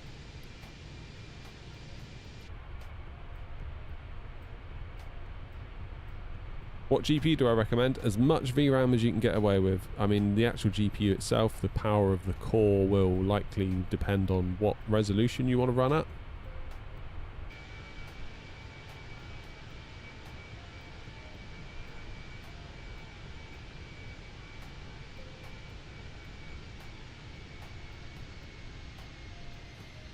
Heathrow traffic, Airnaut 234, flight level 340, 10 miles out from Logan, beginning our descent now to be level, flight level 070 at Lambourne, Heathrow.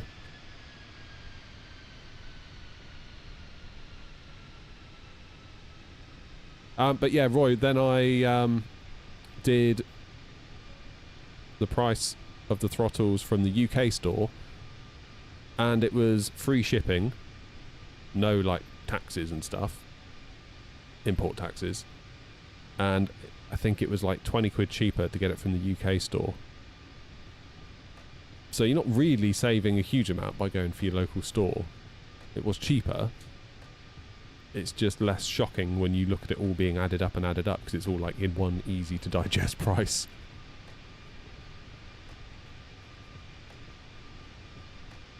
Yeah, VRAM was my issue, Cav, with the 4080 Super. I think at 1440 you can mostly get away with it. 4K I feel like you're going to run into VRAM issues more so than not. Look at charts 10.2 for your Lambourne approach. I'm on 10.2 alpha. What are you suggesting? 10.2... I'm fairly certain, Joanna, it's all because of DX12.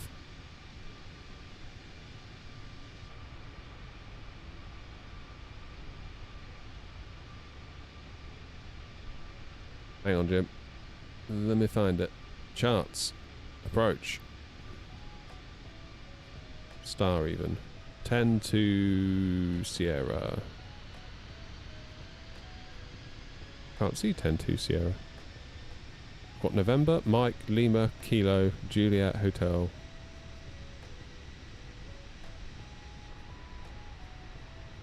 Oh, wait, I'm looking at bloody Cologne. Oh, ladies and gentlemen. Such a good streamer.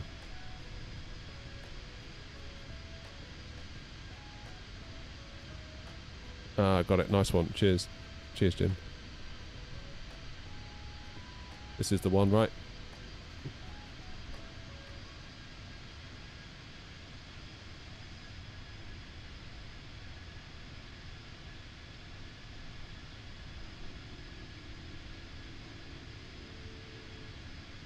Cool, Roy. The only thing to think about, Roy, is that in not very long you might not need to do that, because I don't know if you saw at FS Weekend, Wind Control are doing what they like a desk mount expansion system.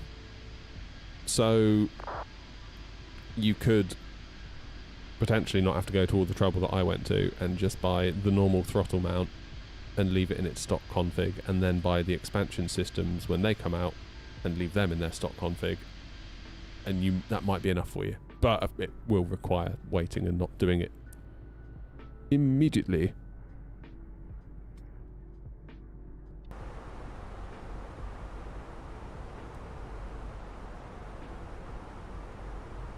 I'm going to level off for a minute, because I'm getting rather close to thingy in front.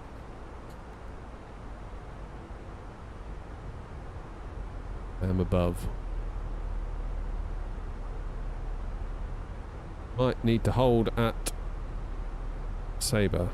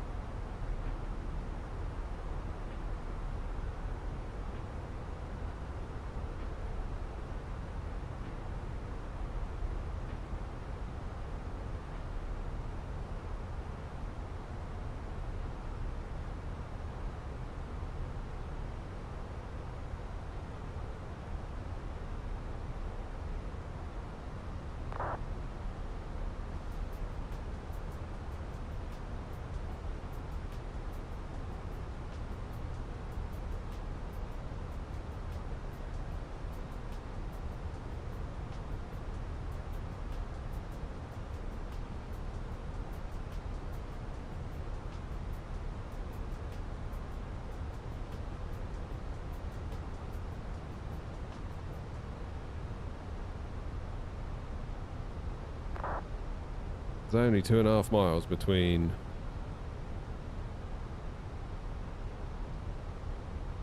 me. It'll be 392. What's mine? 298. Good.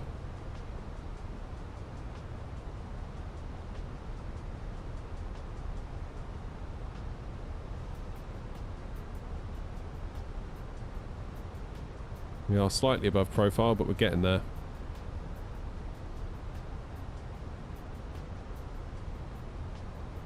Heathrow traffic, Air 234, slowing 250 knots for separation with the traffic ahead.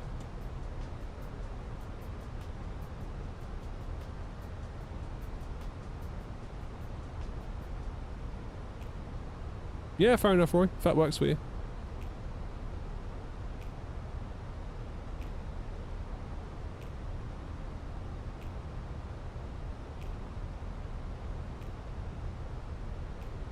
Currently 1,400 feet above profile. Think we're going to get there. What I want to do is I want to get 10 miles between me and thee.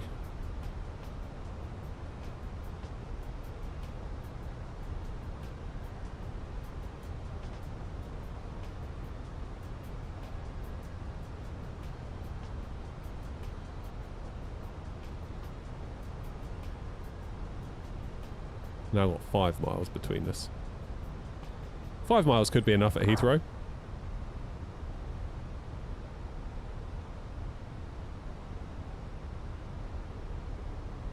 Let's draw some lines. Where's something disconnected?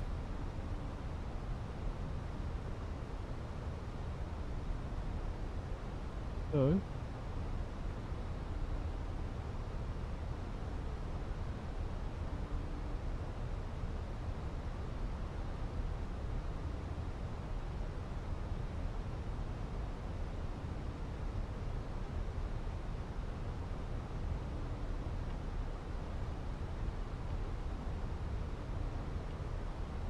Right. Now, my bad. Okay. I got a little bit too close to the one in front. It's my fault, I was busy yapping. But we now have approximately about 7.5 miles.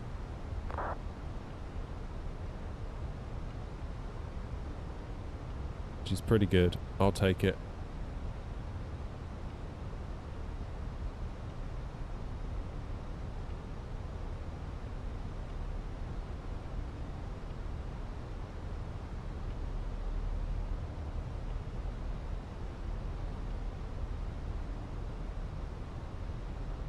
Yeah, it's tricky, Cav, isn't it? Before I came out to the shed, I was, yeah, similar position in the house. That's why I had to come out here really to get some room.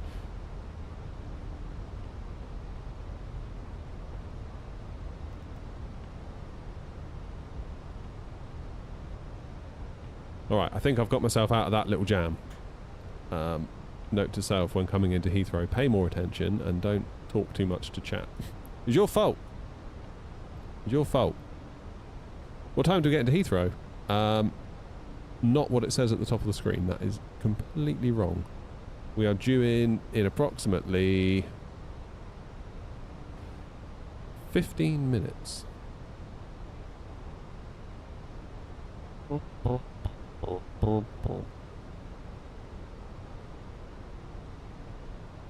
we've got a decel point coming up. We've got a... Got to go down to 220 knots for the next waypoint, Lambourne. Then we can work our way down to 6,000 from 7. Then down to 3.5. Then at 3, then at 2.5.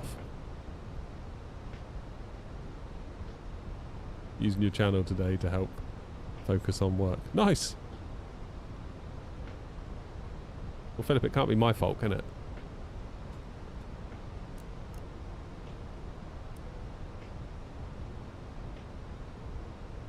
Hard being the best.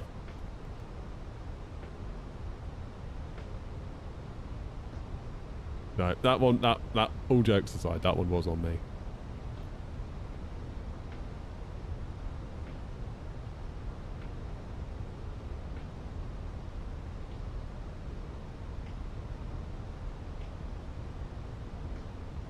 Do I keep the ground spoilers armed all flight? That's a good question. No.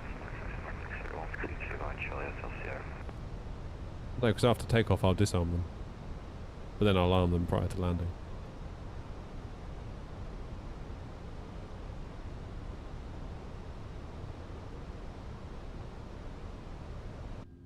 So is this where we kiss goodbye to our FPS? I can sense that we're getting close to London.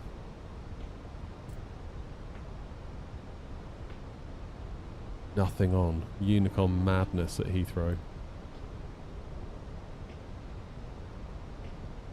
Okay, I'm probably going to gain a little bit on the one in front, just while they've probably gone to 220. And I haven't, but I'm literally a mile away from a decel point, so that's fine.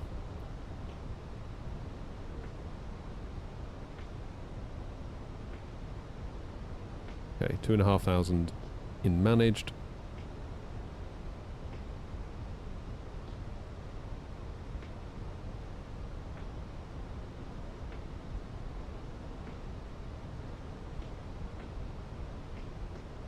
$360 going into Heathrow. What? What, where you are?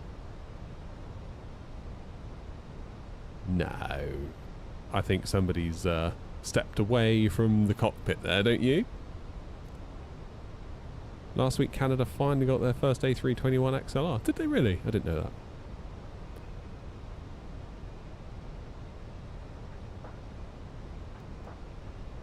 that. Alright, slow yourself down, plane. Come on.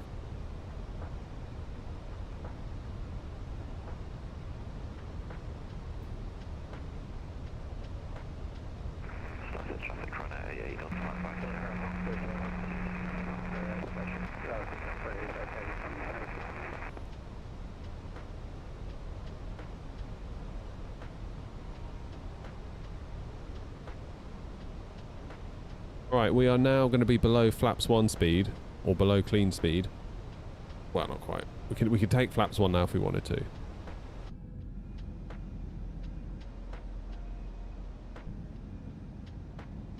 that London City down there?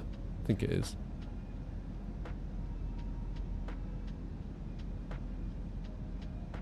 Oh, terrain LOD is already down to half, which is as low as it can go. But you can see that the Millennium Dome over there is not even, it's just like a pancake. It's like satellite imagery. We're only getting detail as far as here. How much VRAM are we using? 12.2 gigs. Again.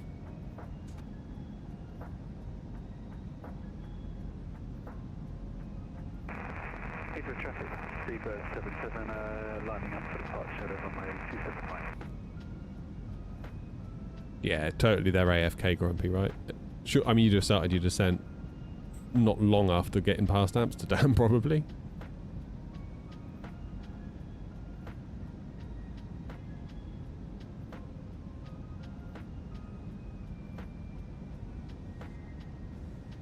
Right, situational awareness, please and thank you. Where are we? So we're in managed speed, managed descent, just following... Where are you not going?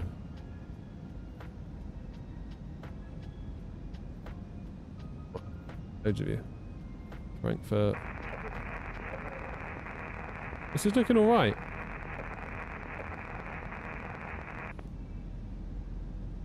This is looking alright. Seabird 77, departing runway 27 right, fully booked Park 7 Foxtrot departure. This is going good. Heathrow traffic, Seabird 222, lining up runway 27 right, and departing with shuttle. Now, what stand should we take? Should I go back to the stand we started in this morning? Is there anyone on it? There is not. 243 right, we'll go for. So that would be probably vacate here, trundle along. Heathrow traffic, Seabird 974, fully established 27 left, 5 DME out.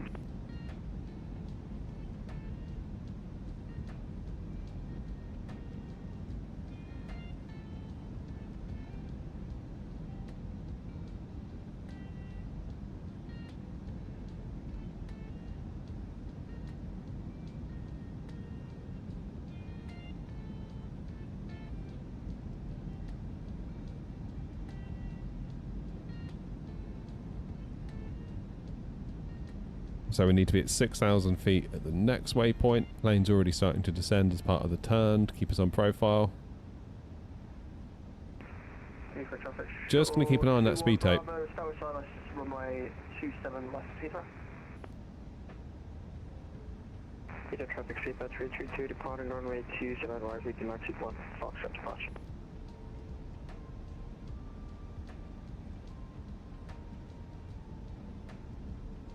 We've got a decel point. That's where we might need to do a bit of speed brake. This isn't looking great out the window though, is it? Look at the scenery, it's like I'm running on low.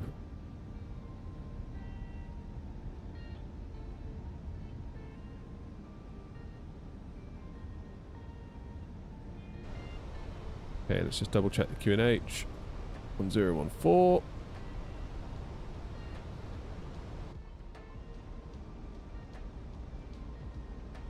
Okay, left-hand turn, followed by a decel.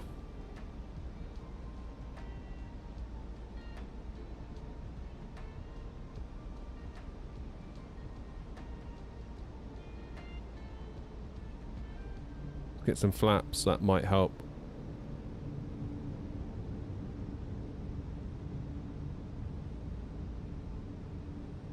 Heathrow traffic, Golf Bravo, Foxtrot Romeo Victor, establish ILS 27 left, 11 DME. Blimey. Why is the plane struggling like it is? Hear that from the cockpit. Come on. Speed brakes. Thank you. Got rid of flaps 1, but just not soon enough. Try that again, shall we?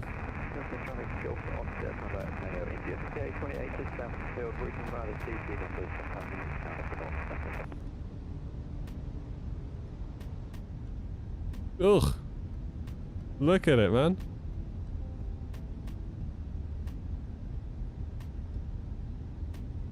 You just... you wonder if it's James. Oh, that's never going to get old, that joke, is it? It's like every time he makes an X-plane comment at us, we'll just be like, yeah, but you fell asleep. Love it.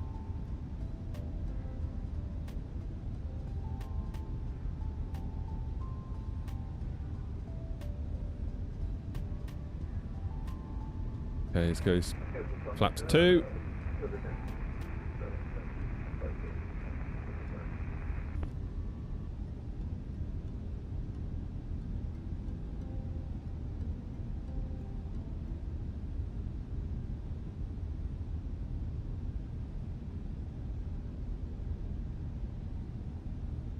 Heathrow traffic, Speedbus 3 Tango Bravo would be number 3 for arrival. With that, X-ray November after 56 Tango, are you able to get in behind me as number 4?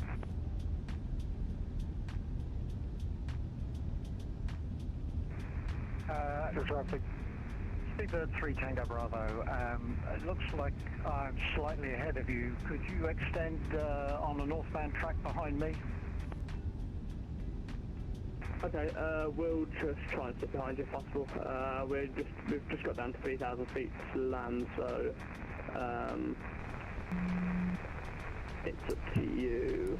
Okay, look, you go ahead of me. I'll vector around you and go number 4, 427 left. Cheers, man. Thank you very much. Just wondering because it saved any conflict in the air.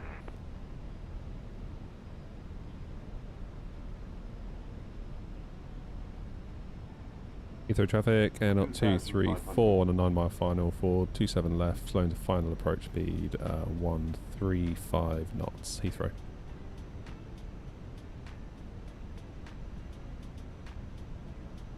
Struggled with my speed there. Definitely struggled with my speed. Heathrow traffic, shuttle 21 Bravo vacated, runway 27 left. Hopefully there'll be enough room.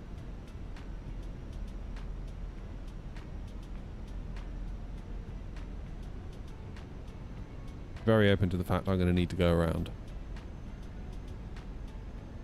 Hey Thomas, there you are. How you doing? Missed approach. Climb 3000. Oh shoot. It'd help if I captured the ILS, wouldn't it?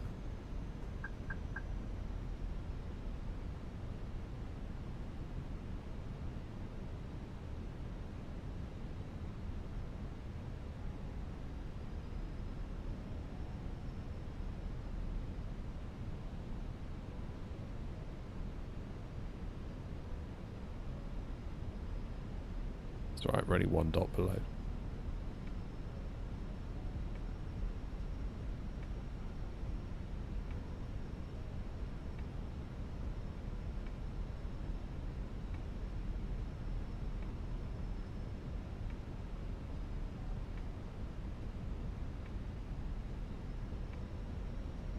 This will be a tight one with the traffic in front. I really struggled to maintain with what the star wanted me to do there. And I oversped and we caught up, which is annoying because we had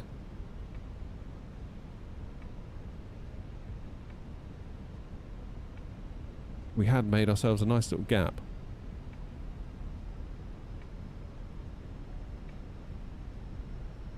I think this is going to work. It's going to be tight. We've got 5 miles. Aircraft in front is already on the rollout. Just wait for them to give us a vacate.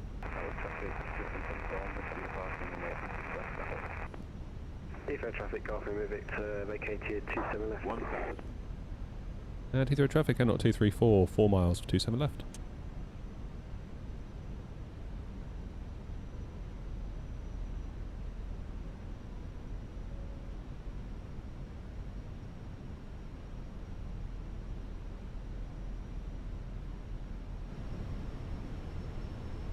Sort the audio out. Frames don't feel too bad right now, do they?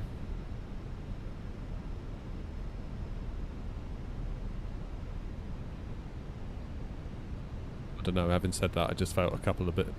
The runway looks a bit melted as well from back here, doesn't it? What is going on with my sim?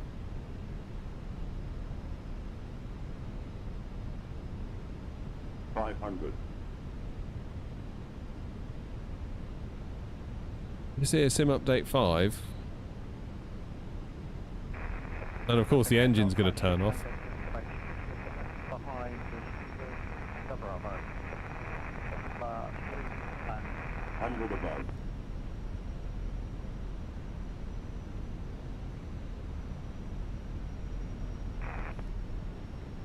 Minimum. Continue.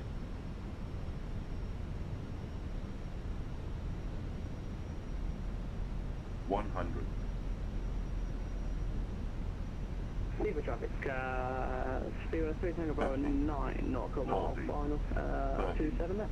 20, retard. 5.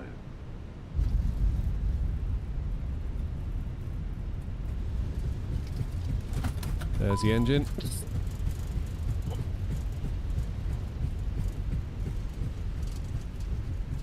Manual brakes. We'll jump off here, shall we?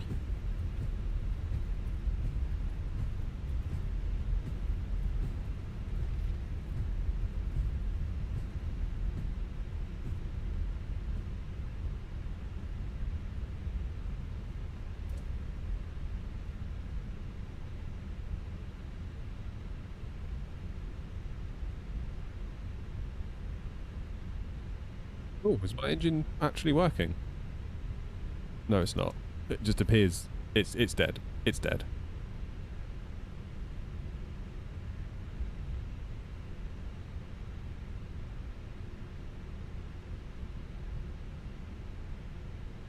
Heathrow traffic, not 234, 27 left vacated. Where shall I go? This way. Never quite sure which way I should go coming off of Heathrow. Heathrow traffic, speed of 3 Tango Bravo is short mile 27 5 miles. So I'm going to taxi Heathrow traffic Air 234, taxiing to stand 243 right via Alpha and Lima, Heathrow. With one engine, I hasten to add.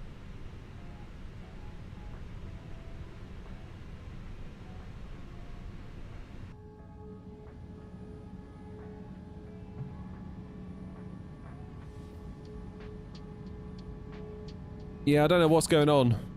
Like, just look at it. It's very, very not nice to look at, is it, the sim today?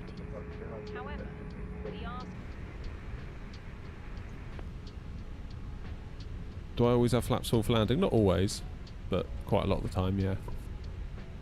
Some people say flap 3 gives a bit more control. Maybe it does.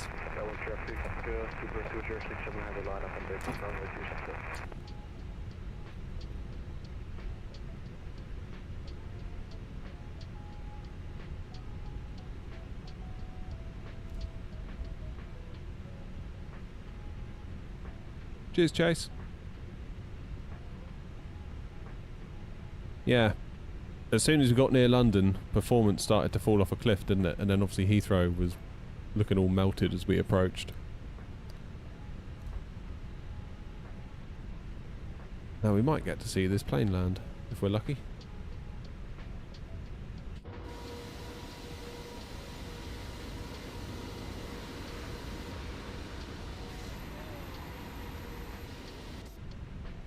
Here it comes.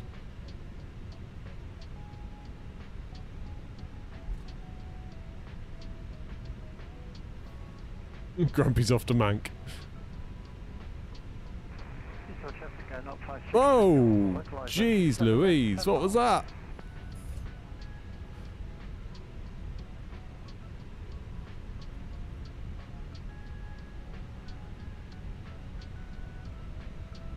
Yeah, just land it, you'll be alright.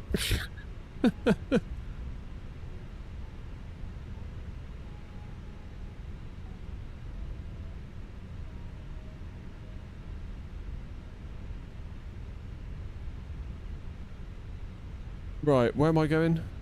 Second left.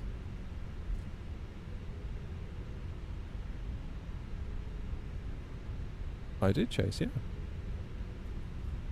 Our engine's dead. Only the right one. It's only ever the right one. Really weird. Am I doing a return flight? And with your airline, do you need to fly the planes from their last location? I'm not doing a return flight because this was the return flight. But yes, aircraft locations when flying a scheduled flight are persistent. If you fly a free flight, they are not. So yeah, scheduled flight. If you fly an A320 from Heathrow to Germany somewhere, Frankfurt for example, or Cologne, once you end the flight, it's traffic not class 6 Tango, 6 mile final runway 27 left. It's then in Cologne for the next person to fly, or for you to fly back, or fly somewhere else. You don't necessarily have to fly back. That's the other thing. Okay. Here we go. Let's tell GSX where we're going. Terminal 2B, stand 243 right. So yeah, a little bit of a... I wouldn't say that was a stressed arrival compared to some that I've had, but definitely I feel like I couldn't get the plane to get down to that 180 speed knot. It just, with the descent, it just really, really, really wanted to accelerate to the point where it blew past its safe speed for flaps 1, which I had deployed, which was annoying because that meant I lost a lot of the gap I'd created with the one in front. I did also forget to arm the approach mode button, which was unfortunate and totally my fault. But it didn't. We didn't miss it by much. We could quite easily re-establish.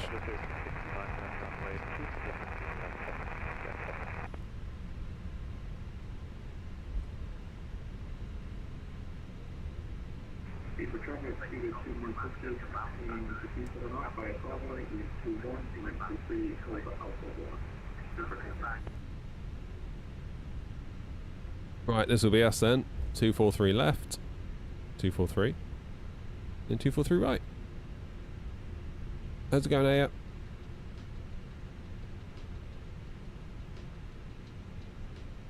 Back where we started 4 hours ago.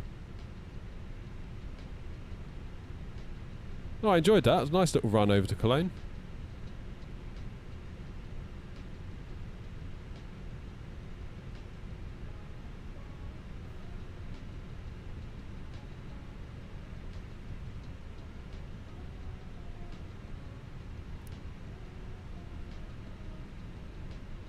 Come on. Oh, I forget I've only got one engine. You've got to really give it some to get it around a corner.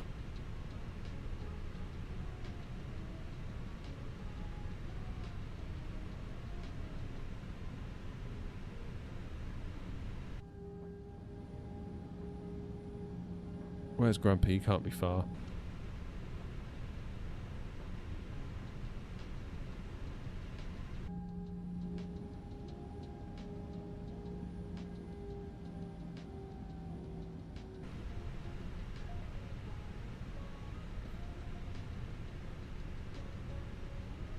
Grumpy is very short final. Where is he? Here he is.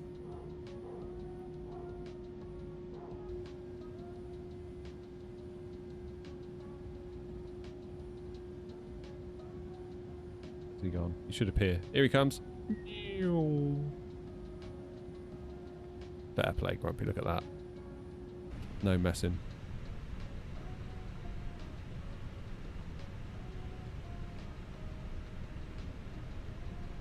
No mucking around.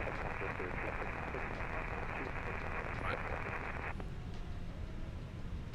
Let me limp along with my one engine.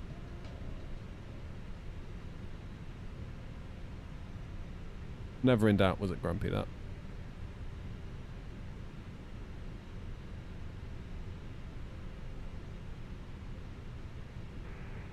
Traffic Air 056 Tango 27 left vacated, taxiing to 242 via Alpha Lima.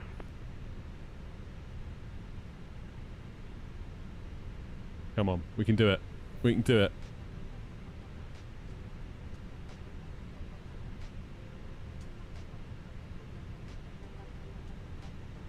Damn it.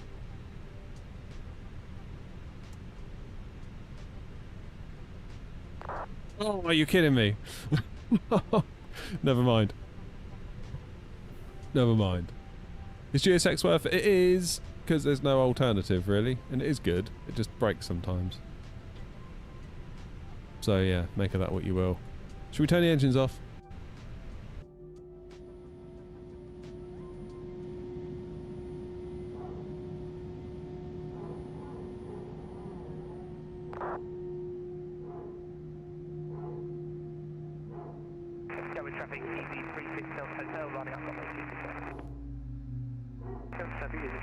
They even sound good when they turn off, don't they?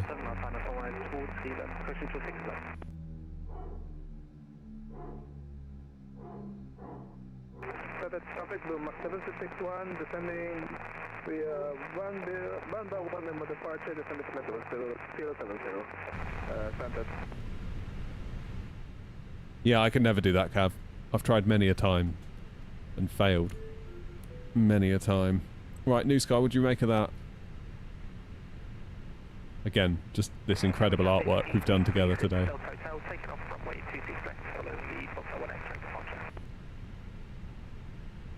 Engines. Yeah, that's a fair point. Oh, another 10. Slightly firmer touchdown, but that's fine. That's fine. I'm getting way more accepting of not butter touchdowns, because I've been having a few conversations with Hanny at Infinity Sim Wings recently, and yeah, the conversations we've been having, it's just like, you know, that is not how it is in the real world. Like, this obsession with like butter in your landings, the complete obsession with it is like nonsense, utter nonsense. You know, much less than 200 feet per minute, I would be questioning why you tried to get it so smooth. Just get it down within limits safely. You know, I feel like I'm shifting my mental attitude a little bit. But there we go. 2 10s. How about that? How about that? not a bad day out at the office. I need to figure out what I'm going to do later on. Couple of real world things that might impact tonight's stream, but I will schedule it as soon as I know if I can do it. Hoping that we can. So there we go. Guys, I'm going to end this one here because I'm going to go and work on my finishing up my wing flex overhead panel video, so you can all hopefully watch that. There's a few little jobs I need to finish on that. Thank you all for coming along today. Thank you for the support. Cav and Roy in particular for your wonderful donation and membership respectively. Thank you all very much indeed.